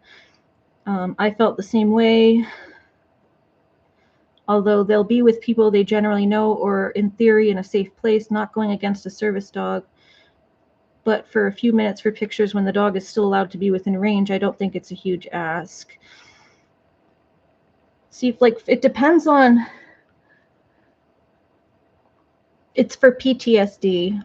Yeah, it depends on like what exactly the dog is for. For psychiatric, I'd say too, like if someone asked me to just leave my service dog in the front row and to take some pictures, it wouldn't be an issue for me. I'd say that's fine. I have said that's fine. I didn't take my dog at all to my cousin's wedding, even though I feel like it makes me feel awkward and I get social anxiety and stuff without her. But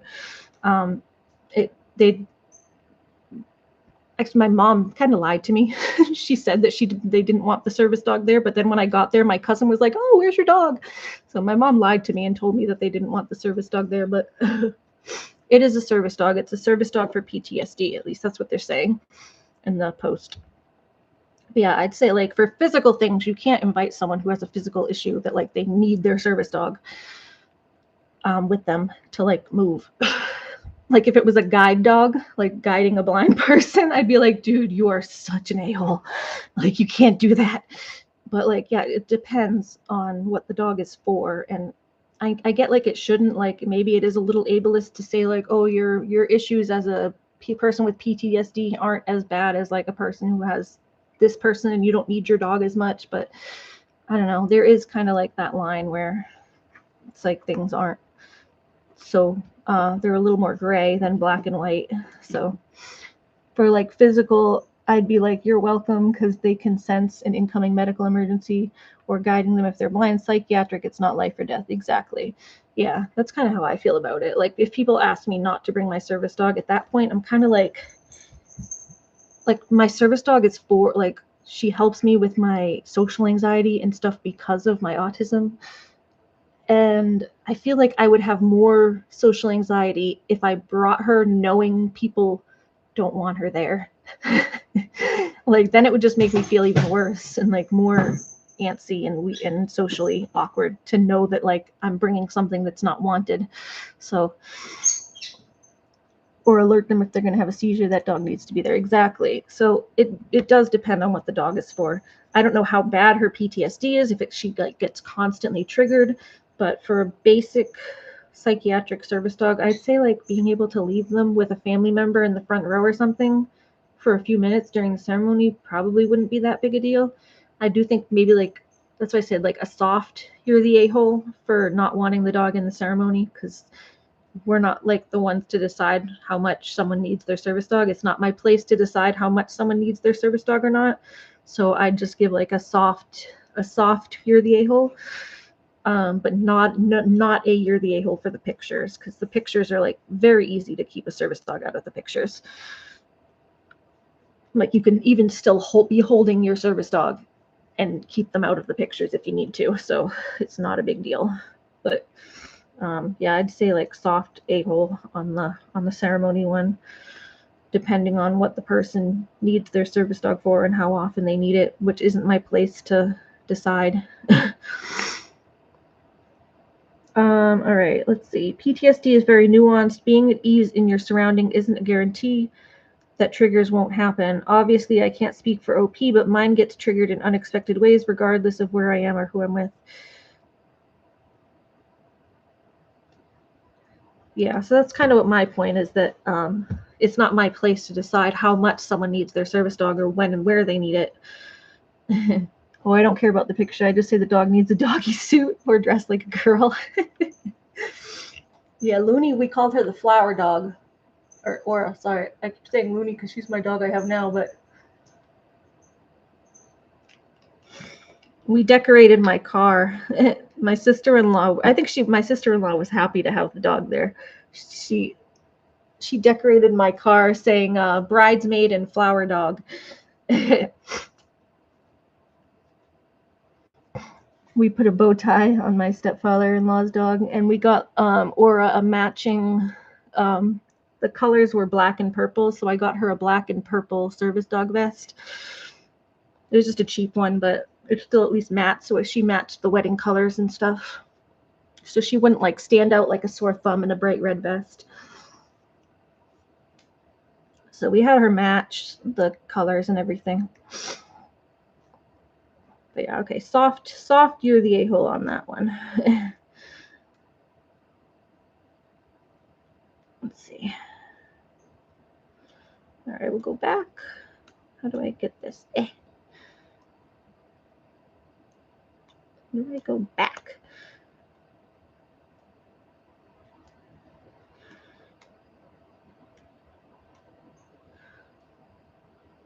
What do I just search again?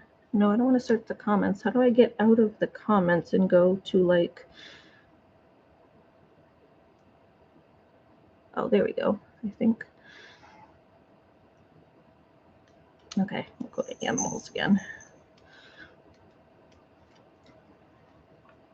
We put a bow tie on your stepfather-in-law's dog, no biggie.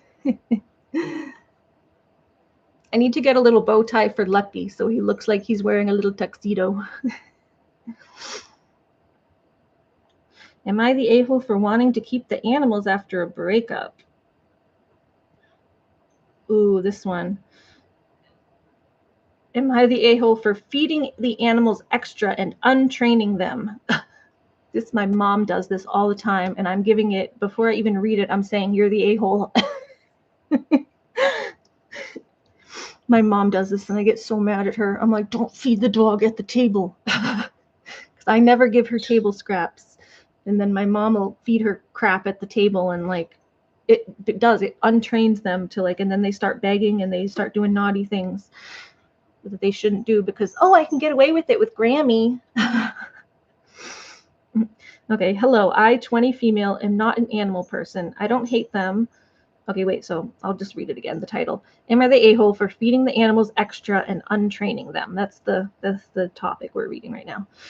Hello, I, 20 female, am not an animal person. I don't hate them, and I do like playing with them, but I'm not really responsible enough to have one and don't intend to have one. Okay, so like right off the bat, you're not good with animals. My brother, 32 male, really loves animals. He has a habit, I guess you can call it that, where he will impulsively bring an animal home, which I guess is how we ended up with 5 dogs and 3 cats. However, most of the time he's either in his room working from home or in his girlfriend's house. So essentially the main caretaker for the animals is our dad, 65 male. I mean, that's not a good habit either for the brother. He loves animals, but he's just getting them on impulse and then hanging out at his girlfriend's house and not being the one to take care of them. Don't make them fat. It's hard on their joints when they get older.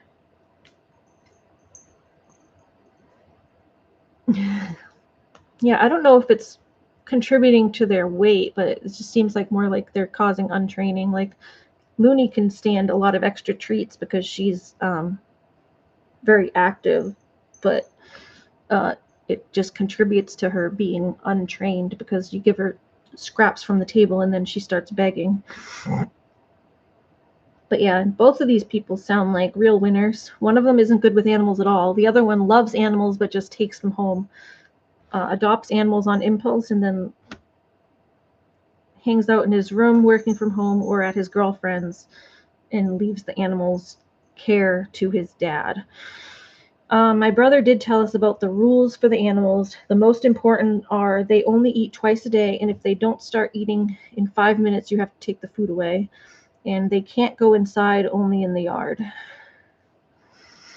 I assume that means like go to the bathroom, not go into the house. However, last month I was returning home from work and I heard the new puppy crying. He is like 3 months old, and I think he was looking at his food bowl. I put food for him, and since the others were around, I put it out for them as well. Essentially, it kept happening until it became a habit for me to put food for them when I got home from work, and somehow this led to them being allowed in my room, and now the dog sleeps at the foot of my bed and the cat's in my bookshelf every night. My brother's very mad at me, and every time he notices, he goes in my room to make them leave, and we are fighting because of it. I understand the animals are his and stuff, but the animals clearly like to sleep in my room, and I don't mind them there. My room is separate from the rest of the house, so it's not like it bothers the other occupants. I think he is the most mad about the feeding since he claims I will make them fat. He is making it clear that I am untraining them by breaking the rules. My dad doesn't care and says my brother doesn't get an opinion because he isn't the one that buys food and cleans the poop for all the animals he brings home. My brother claims they are still theirs to decide what to do with. Am I the a-hole? Oh, that's not as cut and dry as I thought it was going to be. That's really not as cut and dry as I thought it was going to be. I mean, it depends if the brother is actually feeding them, because it sounds like he's kind of neglecting them a little bit.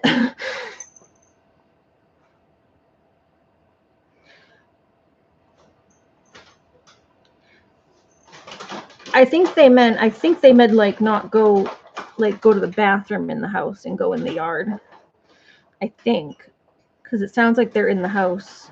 Yeah, it sounds like he's not a responsible pet owner to begin with. So like he's complaining when the family feeds them, but sounds like she's just putting food down when she gets home from work if they're hungry. And then obviously the animals are spending more time. Sounds like he's kind of jealous because the sister is spending more time with the animals and being the one to feed them and pick up after them. And then the animals therefore are sleeping in her room and spending more time with her because she's the one who's being the one to care for them, is kind of what it sounds like. I kind of wouldn't say you're the a-hole in this case, actually. Probably need more information. The animal, yeah, exactly. They bonded with her because she's the one around taking care of them, and the brother is just like hang out in his bedroom or at his girlfriend's. If they don't eat within 5 minutes, take the food up is not acceptable. Well, I'll take it up sometimes because the dog will eat it, but I put it back, like I'm around, so I put it back down if they're hungry again. I just have to pick up the food so that the dog's food I leave out, but the cat's food, if they don't eat it right away, I have to pick it up so the dog doesn't steal it. But yeah, this one I don't think I'd say you're the a-hole. I'd probably need a little more information, but off the bat, I wouldn't say you're the a-hole. It sounds like she's just trying to care for the animals because her brother isn't.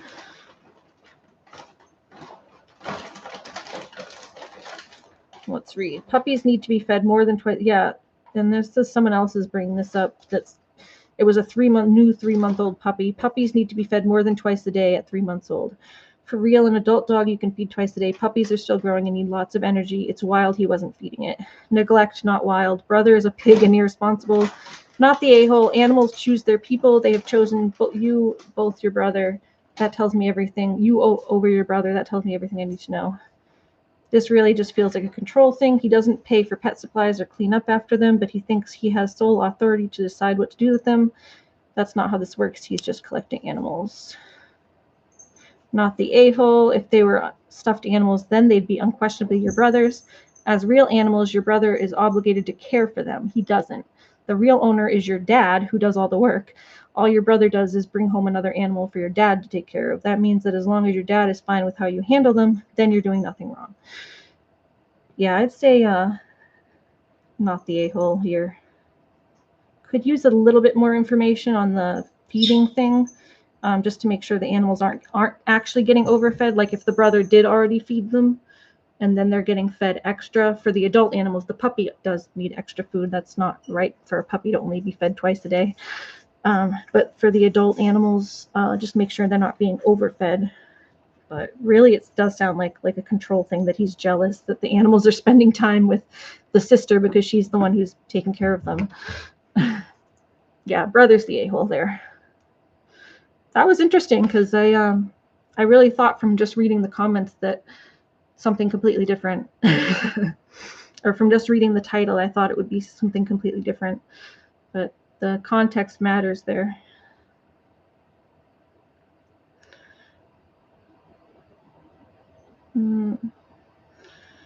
Let's see. I already read that one.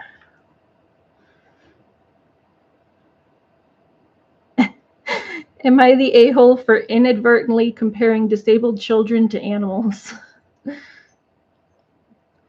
Okay, am I the a-hole for inadvertently comparing disabled children to animals? Stop bringing animals home if you aren't going to take care of them yourself. For reals. For reals, Jamie. Okay, my parents are accusing me of doing this horrid thing in spite of me explaining to them multiple times that it wasn't my intention, and they're twisting my words. accusing me of doing this horrible thing, in spite of me explaining to them multiple times that it wasn't my intention, and they're twisting my words. So my parents were talking to me about getting married. I don't ever want to get married due to a lot of reasons. I'm also really young to get married, but they keep bringing this topic up and it infuriates me. So they were once again talking about finding a girl for me. They know I can't marry a girl. They know I can't marry a girl. Is he gay? And how cute the grandchildren would be and what they would name them. It rubbed me the wrong way, and I told them once again that I'm not going to get married ever, and they must stop talking about it. They didn't like that and told me I would be all alone when I'm old and there would be no one to take care of me. I told them I would be able to afford help so they don't need to lose their sleep over it. They said they were talking about children and how I'd be childless and lonely with no family. I told them I would keep pets and they would be like children to me. My parents don't think pets can ever be family, so they mocked me by saying I'd be doing everything for the pets instead of them doing anything for me, even in old age. They said it would be extra cumbersome since I'd be not only taking care of myself, but my children too forever, and they can never make up for human kids. I was livid and pissed, so I said people take care of their disabled kids all their life, even if they're old, and if that counts as family, then my pets would too. They were shocked and said there's no way I compared disabled people to animals. I was shocked since that's not what I was doing at all. I was merely trying to make a point.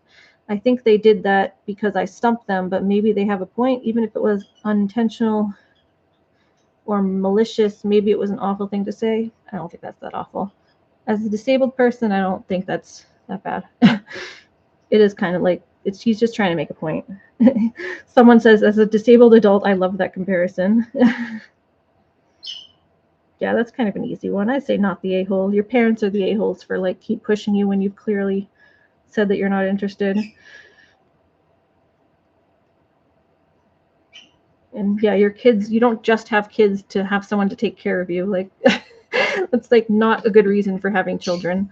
So yeah, not the a-hole. That was a pretty simple one.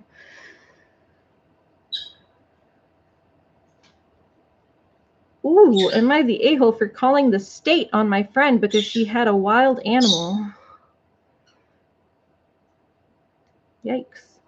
I, 23 female, have a friend, Sherry, 25. Sherry loves animals. She lives on an acre and has like 4 dogs, a cat, and bunnies. I recently went to her house and she was excited to show me her new pet. It was a freaking raccoon. She told me she bought it off someone online and she was going to get her permit for it. You should have the permit before you get the animal. Yeah, he's not saying disabled kids are pets. He was just making a comparison that like they're the same thing. Like you have to take care of, if you have a kid that's disabled, you would have to take care of it. It's not going to take care of you when you get old. Same thing with a pet. You get a pet as your kid, you're going to be taking care of it, not it taking care of you. He's like, well, yeah, I'm not having a kid to take care of me. If I have a pet, I'm just going to take care of it. Yeah, raccoons are not pets. They do have like, I have seen this online. They have like places that sell like not like domestic raccoons. There's like white ones and like, I don't know, they're not like very domesticated, but they are selling like raccoons now as pets. They're like exotics, but I don't know. If you don't have a permit, like you can have them with a permit, but you're supposed to get the permit first. Well, no, it sounds like she said she got them somewhere off of someone online, which there are. I've seen these on Facebook. There's like Facebook groups that sell like raccoons, and I've seen them on different things. The same place that sells like the foxes, the domestic foxes. There's like the Russian fox. That's a domesticated fox. They sell raccoons too, which they do sell them as pets. They're just they're exotics, and you do need a permit for them. It's not that this person said she just bought it off someone and she's going to get her permit for it. Like you got to get the permit first before you get the animal. Yeah. So she told me she bought it off of someone online and was going to get her permit for it. It just roams her house. And yeah, you would have to have like, when you get the permit tells you like you're supposed to have proper enclosures, and it doesn't just roam your house. Like you can bring it in and have play dates and stuff with it inside, like whatever. But You're supposed to have a proper enclosure for it for when you're not around, because they can do a lot of damage too. Like they're like little kids. They get into anything, everything. I'm not sure what a raccoon needs, but I just knew this didn't feel right. I told her that it wasn't okay and that I would call the state if she didn't release it. Well, you can't release it, because she did say, yeah. She got upset and said she couldn't release it. It was now domesticated. Yeah, if she got it from someone online that it was like raised in captivity, you can't just release it. But she is right about that you can't just release it. But I called Florida Wildlife and they came and took the raccoon. My friend got fined.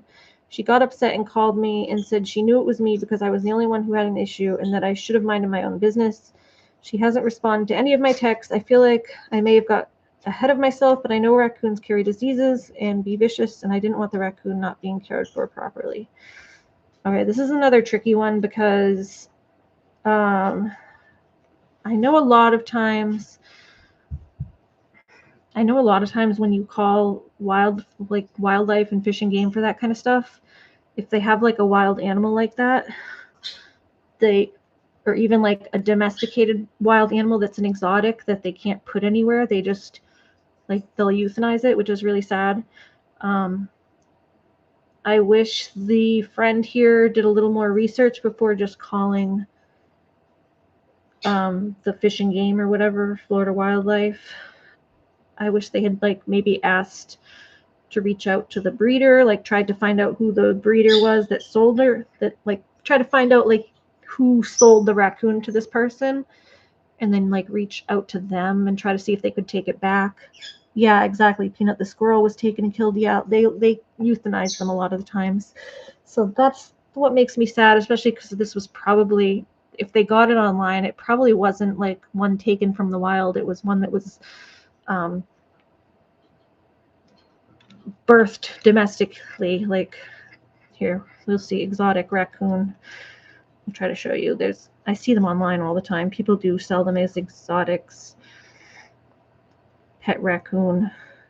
Lost River Exotics. Raccoons. They have raccoon babies. There's websites that sell raccoons. Especially in Florida. Florida's big on exotics. But see, they'll have these there's white ones. Now it's kind of a reddish white.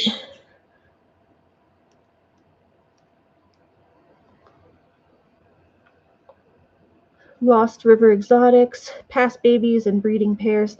So yeah, it's they do have all. So it likely was not, it's not like she didn't take one in from the wild and steal a wild baby.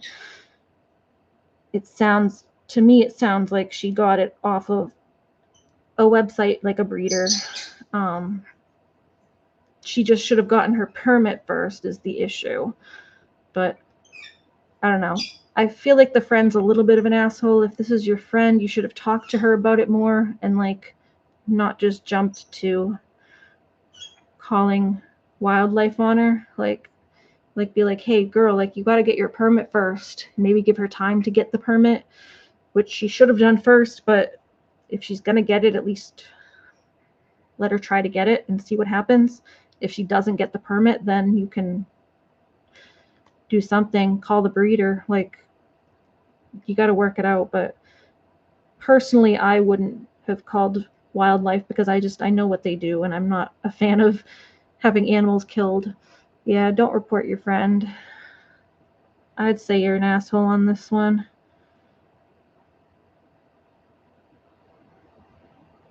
Yeah, see, and this is the top comment. Are you under the impression that the raccoon is now being cared for properly? Because I'm 99% sure that they killed it within an hour of picking it up. That's what the top comment is on this. So let's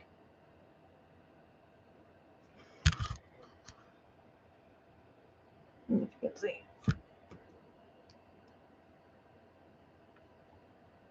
There it is. Are you under the impression that the raccoon is now being cared for properly? Because I'm 99% they killed it within an hour of picking it up.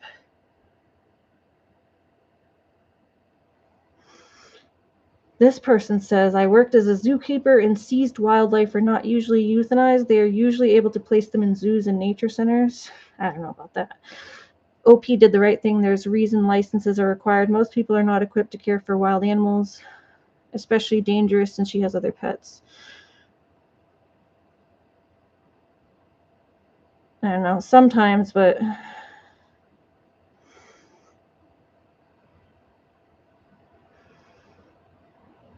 yeah, see, raccoons are often classified as an overpopulated nuisance species and are often culled or euthanized when they're caught, depending on locality.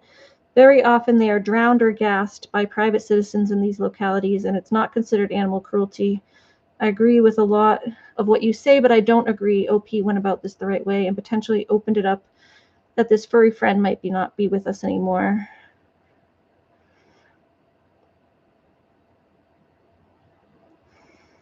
Yeah, I don't know. I feel like going back to the breeder would have been more of the right thing to do than calling animal control, because it sounds like it came from a breeder online, not like she took it out of the wildlife. So it's like it can't be released back into the wild because it was never in the wild to begin with. This is a deleted comment. Did you bother? Hold on. What did she say? Did you bother?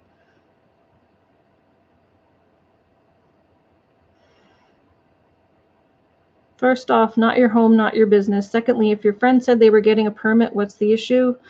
Well, the issue is she should have got the permit beforehand. Not only did you get your friend fined, but that raccoon may have been put down because it was domesticated and couldn't be released. Nobody was getting hurt by your friend having it. This was a mind your own business situation. You're the asshole. Yeah.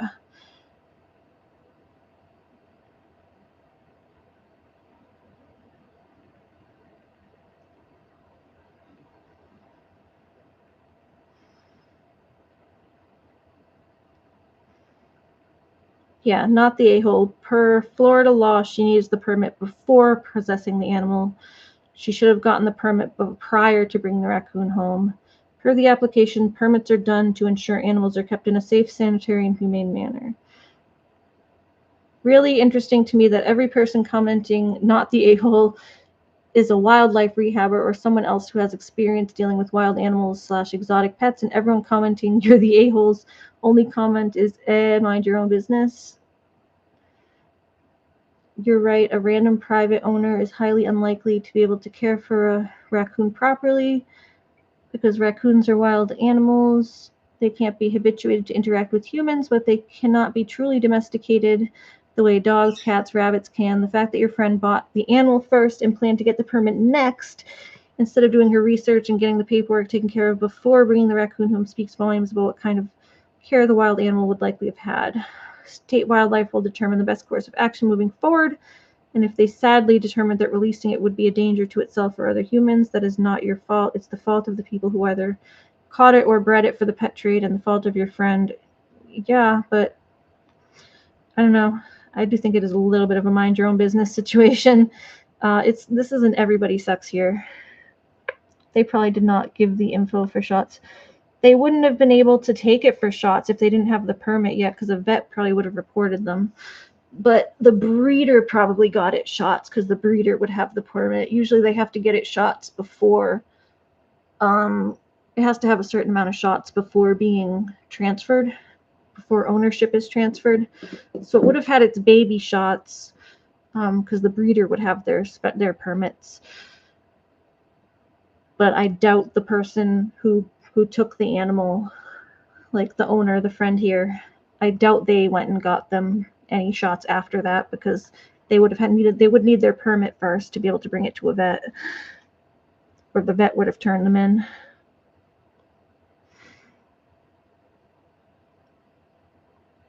Tiny baby bottle. Oh, you had a raccoon when I was a kid. Your dad was chopping down trees for firewood, and the mother, was actually killed, and it had a baby. He brought it home, used to feed it. Did you guys have to release it afterwards?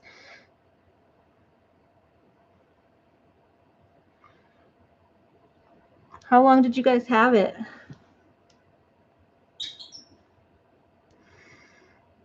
But yeah, that one's just sad because you know what probably happened to the animal, but that's an everybody sucks because the person should have gotten their permits first and had proper setup and everything.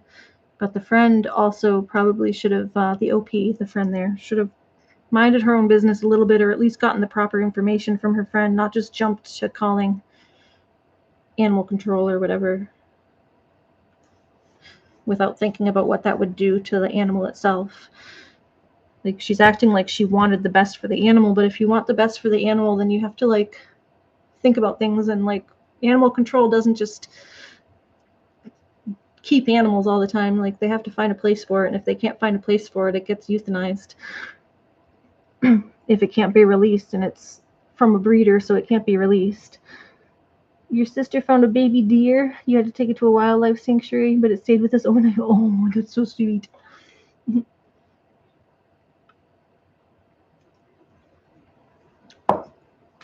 I had baby mice that I raised, um, little baby deer mice. All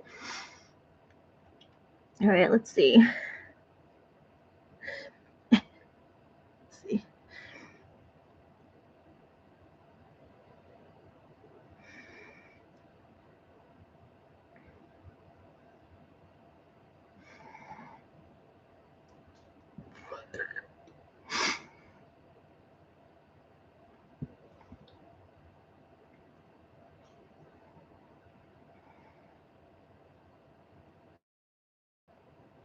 There's a lot of like Animal Crossing ones from that game.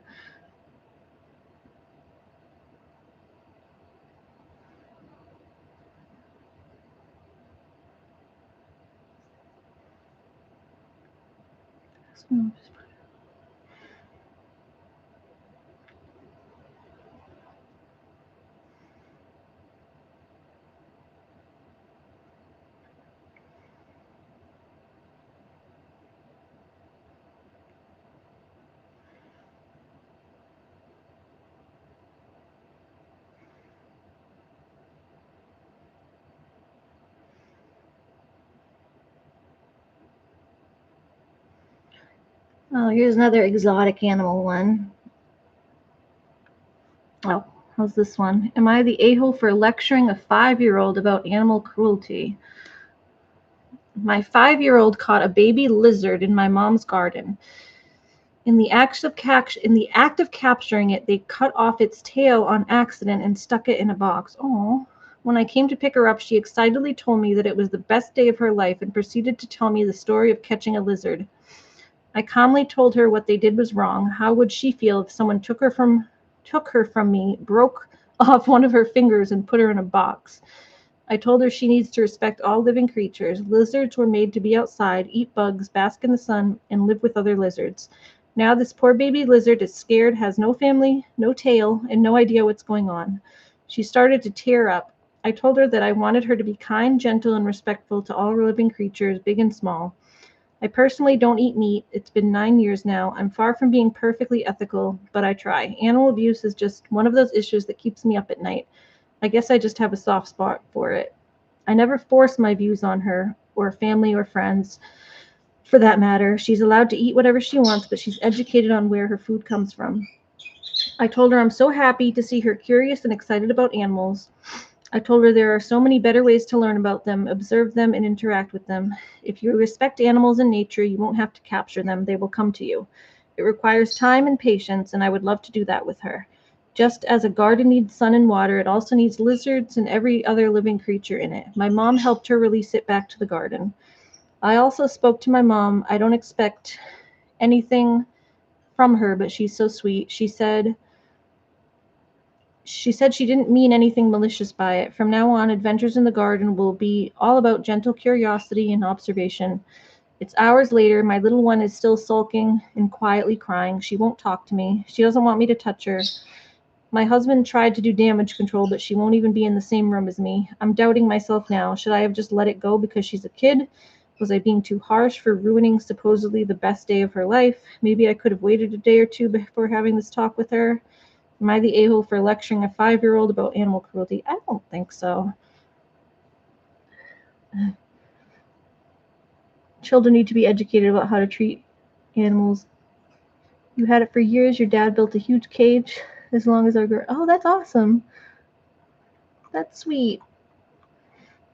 I'm glad you got to have a little pet raccoon. It would have died anyway without its mom. So there's a difference between taking something from the wild and like rescuing and rehabbing it. And if it can't go back to the wild on its own, then it sticks around. That's like what happened with my mouse, my little mice. Is the dog, they were nearly dead. I rescued them. I never knew they couldn't poop after tails broken. They can? I did not know that. Their tails come off terribly easy. I had no idea that they aren't able to poop and die. Because I've had lizards lose their tail and they don't die. My brother used to have anoles and one of them lost their tail and it didn't die. It just, they do grow, some of them grow their tails back after a while. I think anoles are one of them.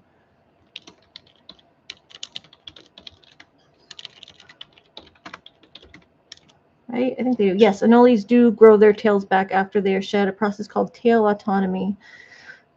So the new tail is structurally different, being made of cartilage instead of bone and having different muscle arrangements. The regrowth of the tail can take several weeks to months. Maybe it depends on the type of lizard.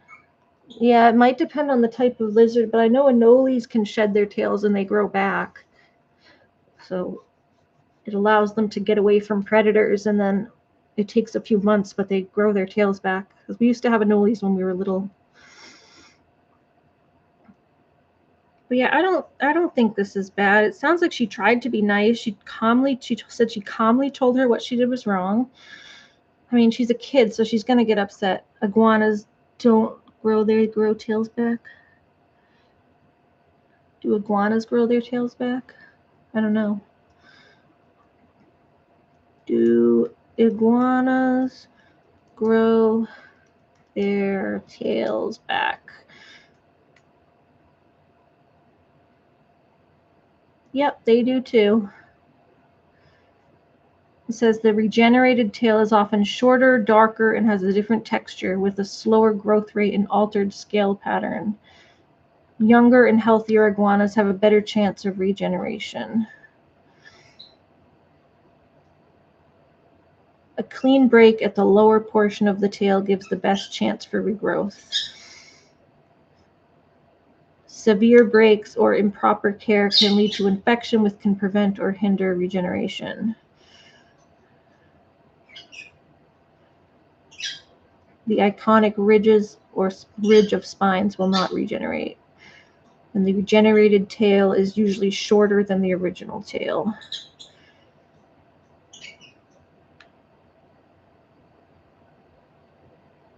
So yeah, they can regrow their tails, so they don't just always die.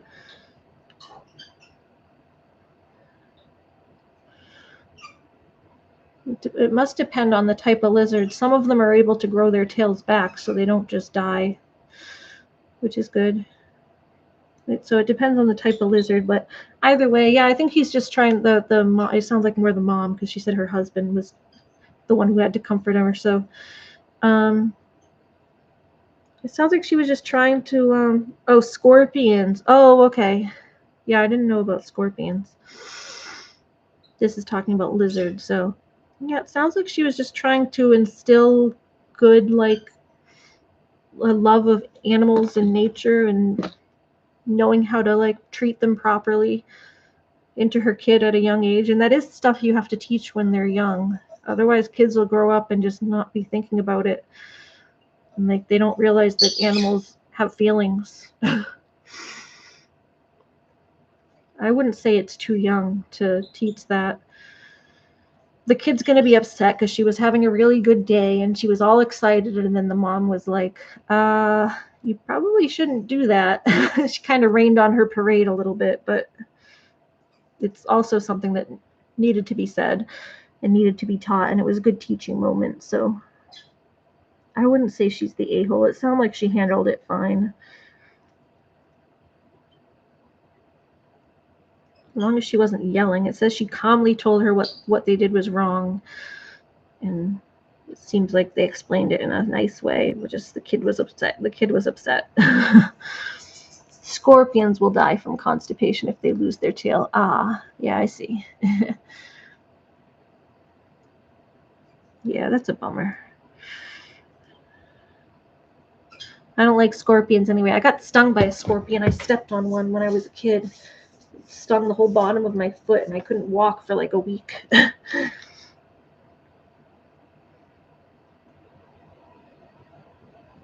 Ooh.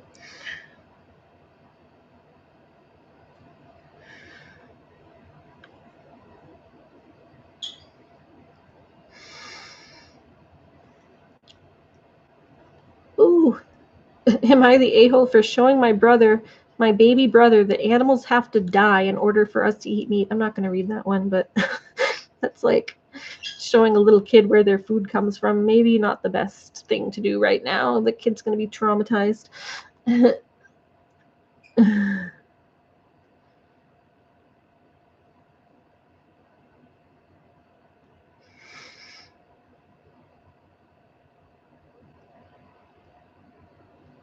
Let's see.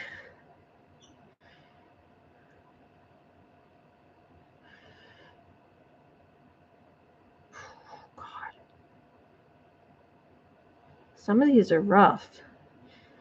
It's like another euthanization one. Am I the a-hole for euthanizing my daughter's emotional support animal for their own sake? That's like, no. Yeah, you're the a-hole. I'm not even going to read that. You're the a-hole.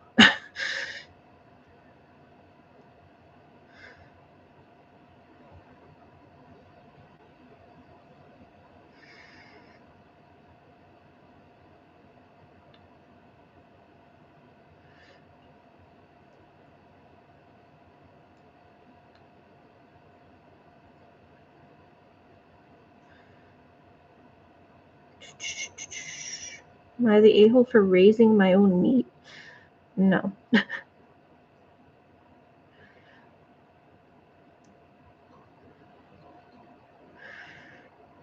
Oh, here we go. Here's one. Let's see. Am I the a-hole for refusing to accommodate a family member that is deathly afraid of animals, forcing them to stay in a hotel when they visit? I'd say no. Like, if they want to come stay at your house, they have to deal with the fact that you have animals. It's like if someone wanted to stay at my house, I have animals. Like, you have to be okay with animals if you want to stay at my house. Because that's just my life. I have animals. Sorry. I don't know what you want me to do. Get rid of my animals because you're coming to stay? We have scorpions here. You hunt for them.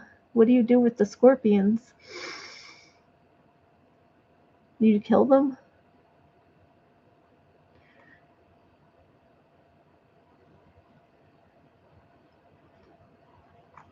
Yeah, you kill all the scorpions you want, girl.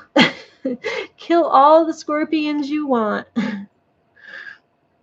I'm totally okay with scorpion death. All right. Am I the a-hole for refusing to accommodate a family member that is deathly afraid of animals, forcing them to stay in a hotel when they visit? So I have a cousin. We're both 18, and let's call her Kyra. It's an interesting name. Kyra has always been deathly afraid of anything that walks on four legs. I mean, a kitten could walk past her, and she will start crying and backing up and begging for someone to put the kitten in another room. Hopefully that shows how extreme her fear is. So sometimes Kyra and my aunts, uncles will come visit. They live in another state. To visit for important events like birthday parties or whatever. In the past, they've stayed over at our place instead of getting a hotel to save money, and that's always worked out for us. My other aunts and uncles that live nearby have decided to get pets. My other aunts and uncles that live nearby have decided to get pets, so Kyra and her parents couldn't stay over there even if they wanted to. A few months ago, I decided to get a dog, and I love him so much. Love him so much. Now, when Kyra visited, Now, when Kyra visited, we had to either keep the dog in my bedroom or keep him in his cage so Kyra wouldn't freak out and refuse to enter our home. They still got a hotel room at night so they would have somewhere to sleep, but they liked to hang out at our place during the daytime so they could chat with family and just be around us. This hasn't really been a problem for us until they decided to hang out at our place for hours on end, even if that includes taking a nap on the couch before we go out for dinner, or just coming over because they are bored and want to play cards or something. When they stay over for hours, my dog doesn't really like it because he has to stay away from everyone in a locked room and continuously paws at the door and whines because he's so bored. I do go in the room from time to time to hang out with him, but he clearly wants to be able to roam and hang out with us instead of being locked in a room. Yeah, no shit. A dog does not want to be locked in a bedroom all alone. I told my mom about the situation, and she saw where I was coming from, so she told Kyra's mom that they can't stay over our place for as long as they usually do because it's making our dog upset. Kyra's mom got really offended and accused us of putting the dog over their own family, and they went to their hotel really upset. I've heard through the grapevine that Kyra's mom has been telling some of the other family members about what happened, and our family is really split with their opinions. It's not like we told them they couldn't ever come over. We just said that they couldn't stay here for the majority of the day because it's unfair to the dog. Was I or we the a-hole here? No, I'd say no. When they have babies, the scorpions, when they have babies, the mother carries them on her back until they're old enough to fend for themselves. Like almost 100 baby scorps on. Yeah, spiders do that too. Spiders carry the little baby spiders on their backs. I think scorpions are in the spider family. They were like arachnids, aren't they? They have like 8 legs. I think scorpions are in the spider family, but yeah, spiders do that too. It's gross. If you like kill the mom spider, then a bunch of the babies sometimes will go running off. Yeah, I would say not the a-hole here. But yeah, it's not like they're telling her she can't come over. They just, like, you can't say all day because I can't leave my dog locked in a room all day. I mean, if she wanted to become more comfortable with the dog coming out, but if she's so terrified that she's not like going to allow that to happen. So it's like, sorry, the dog has to come out. If you don't want to be around the dog, then you got to leave. That's what I'd say. I'd say like, look, my dog can't be locked in the room all day. If you want to stay, then you have to just be okay with the dog coming out and being around the house. If you're not okay with the dog coming out, then I would suggest you leave because the dog is going to come out. It's not fair to leave a dog locked in a room all day. Yeah, not the a-hole. It's been accepted for years that the other relatives' homes were off limits due to pets. Now you have a pet, so your house is off limits now too. Listen, I'm a dog person, but I'm not an a-hole. If I have a guest over for a few hours who aren't comfortable with my dogs, I'll crate them or leash tether them to me. It's not a big deal for 2 to 4 hours, but I'll be damned if I'm going to crate my dogs to accommodate other people for a whole day, multiple days in a row, if it's not some kind of emergency. They have a hotel room. They can go nap there. And then why can't the family visit at the hotel? That's what I'm confused about. The best part of family visiting was heading to their hotel to hang out in the room for a bit and then go swimming at the pool there. Yeah, depends on the hotel, someone says. Agree 1,000%. An expectation to contain a dog for 2 to 4 hours is reasonable. More isn't. Yeah, you can't keep a dog. You can't keep the dog contained for more than 4 hours. It's like medically unfair. The dog's got to come out, it's got to pee, and then they do need socialization too. Like, would you like being locked in a room all alone for hours and hours? No. Not the a-hole. The dog lives there. She doesn't. Yeah, that's how I feel about it too. And I'd tell people the same thing. Like, if you want to come over, you pretty much have to be okay with animals, because I have a lot of animals. It's a lot, Court, and you got to be sneaky when you go to kill her with her babies, because you can throw. Oh my God, she can throw her babies at you. Here's my baby Looney. Take my baby. Oh my God. Take my baby.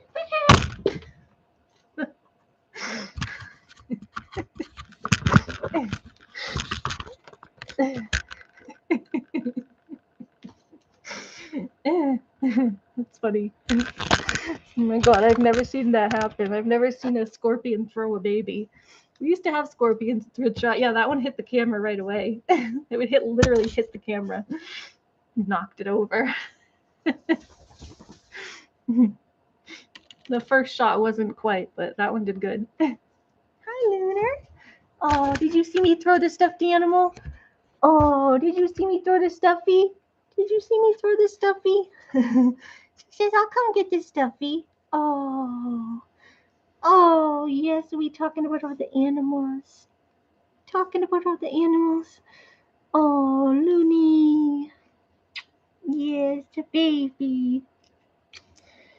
Yeah. Oh, did you see me throw the stuffy? Did you see me throw the stuffy? She saw me throw the stuffy. She saw me throw the stuffy. Oh, hold on. There we go. You're gonna have to look up. And the babies are the most potent. Yeah, the little ones are. They have more venom. For some reason, it's weird. But the little ones do have more venom. They have more venom when they're younger. Oh, Looney, are you stealing? She's stealing Looney. Looney's stealing the husky. Are you stealing the husky? That's your sister. That's your new sister. It looks just like you, Looney, except it's got blue eyes. Oh, the baby. I think she wants to go pee. Do you have to go pee too? You gotta go pee too? You gotta go pee? You go pee? You gotta go potty? No? You not potty? She just wants a treat. Hold on. She wants a treat. I know what you want. I know what you want. Oh. You want sweeties? You want sweeties? Oh, there's baby Lucky too. Lovely. There's baby Lucky on the couch.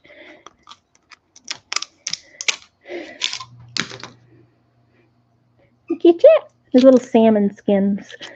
And that's it.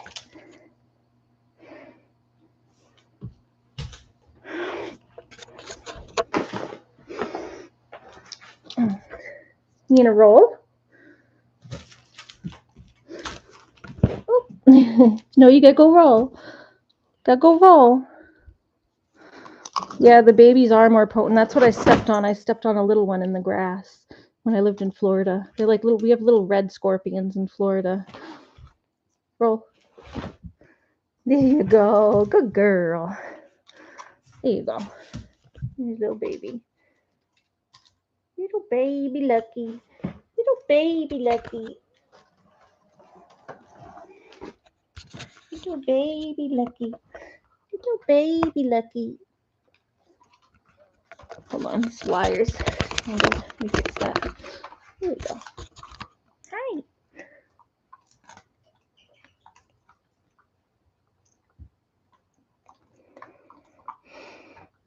Little baby Lucky.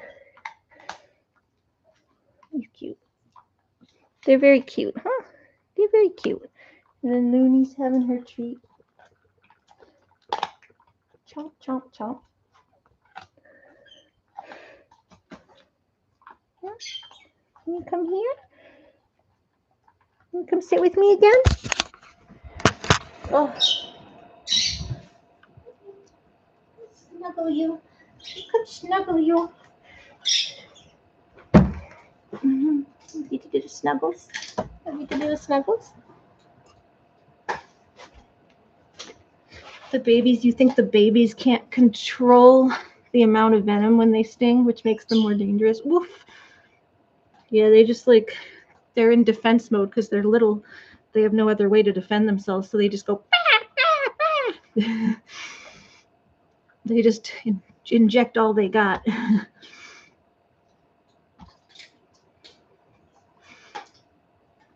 Yeah, I got stung on the foot when I was a kid, and I couldn't walk for like a week. My whole foot was swollen. He's such a baby. This is my baby. This is my baby. But yeah, I think that's going to be it for the Reddit stories tonight. I think we're going to come on and do this like once or twice a week or something. Your husband's on his way home from work. You've got to start dinner. But I'll be saying, no, I'm going to get going because it's getting late anyway. So, yeah, we're going to head off. But, yeah, we'll do this like once or twice a week for Reddit stories. It'll be fun. If anyone finds any that they want me to read, if you have any, or even like have your own stories to share about things, if you want me to tell you if I think you're the a-hole or not, yeah, you can post it in the comments. You can link me. Good night. You enjoyed this? Yeah, I enjoyed doing it too. So hopefully I'll get better at it as I go, because I am better. Like everyone tells me I give good advice, but I'm better at I don't know. I'm always better at typing than I am speaking. I'm not like the best public speaker, so speaking has gotten a little difficult for me sometimes. So it's part of my little autism thing. But I enjoyed hanging out with you all and reading these, and it was fun, and getting everyone else's takes on them. So yeah, like when we do it, like I'd like to like see everyone else's takes in the chat, and we can like discuss it and stuff like we have been. So it'll be fun. But yeah, Jamie, have a good time. Oh yeah, no, he'll come to the door when he's ready. If he doesn't come before I go to sleep, then I go and call him. But he's usually pretty good about coming back. Lucky can't go outside at night because he sneaks out for hours and hours and hours. But Stratus usually comes back. He's a good boy. Stratus is a good boy. He'll come when he's called. If he doesn't come on his own, then I go and call him before bed, and then he comes. He always comes when he's called because he's a good boy. You got to listen and be a good boy like your brother. But yeah, I'll see you later. Have a good dinner, Jamie, and hope everyone has a good day. And yeah, we'll be keeping doing this. Everybody, if you haven't, for anybody who watches this video after the fact, there's only a couple. It's only Jamie and Courtney, I think, in here right now. But if anybody watches this after the fact, remember to like and subscribe and do all those things, because we're going to try to build this channel and have a really nice community here. So yeah, thank you. Thank you for coming. Bye, everybody. Bye. Bye, guys. Hello. Bye-bye. Mr. Lucky says, bye, guys. We're going to have a lucky birthday party in a couple days for me, because it's my gotcha day. It's my gotcha day tomorrow or the next day or whatever this week. So in a couple days, we'll have a little party for Lucky's gotcha day. He's so cute. Mwah. All right. Bye, everybody. How do I end this? Bye, Lucky. Bye.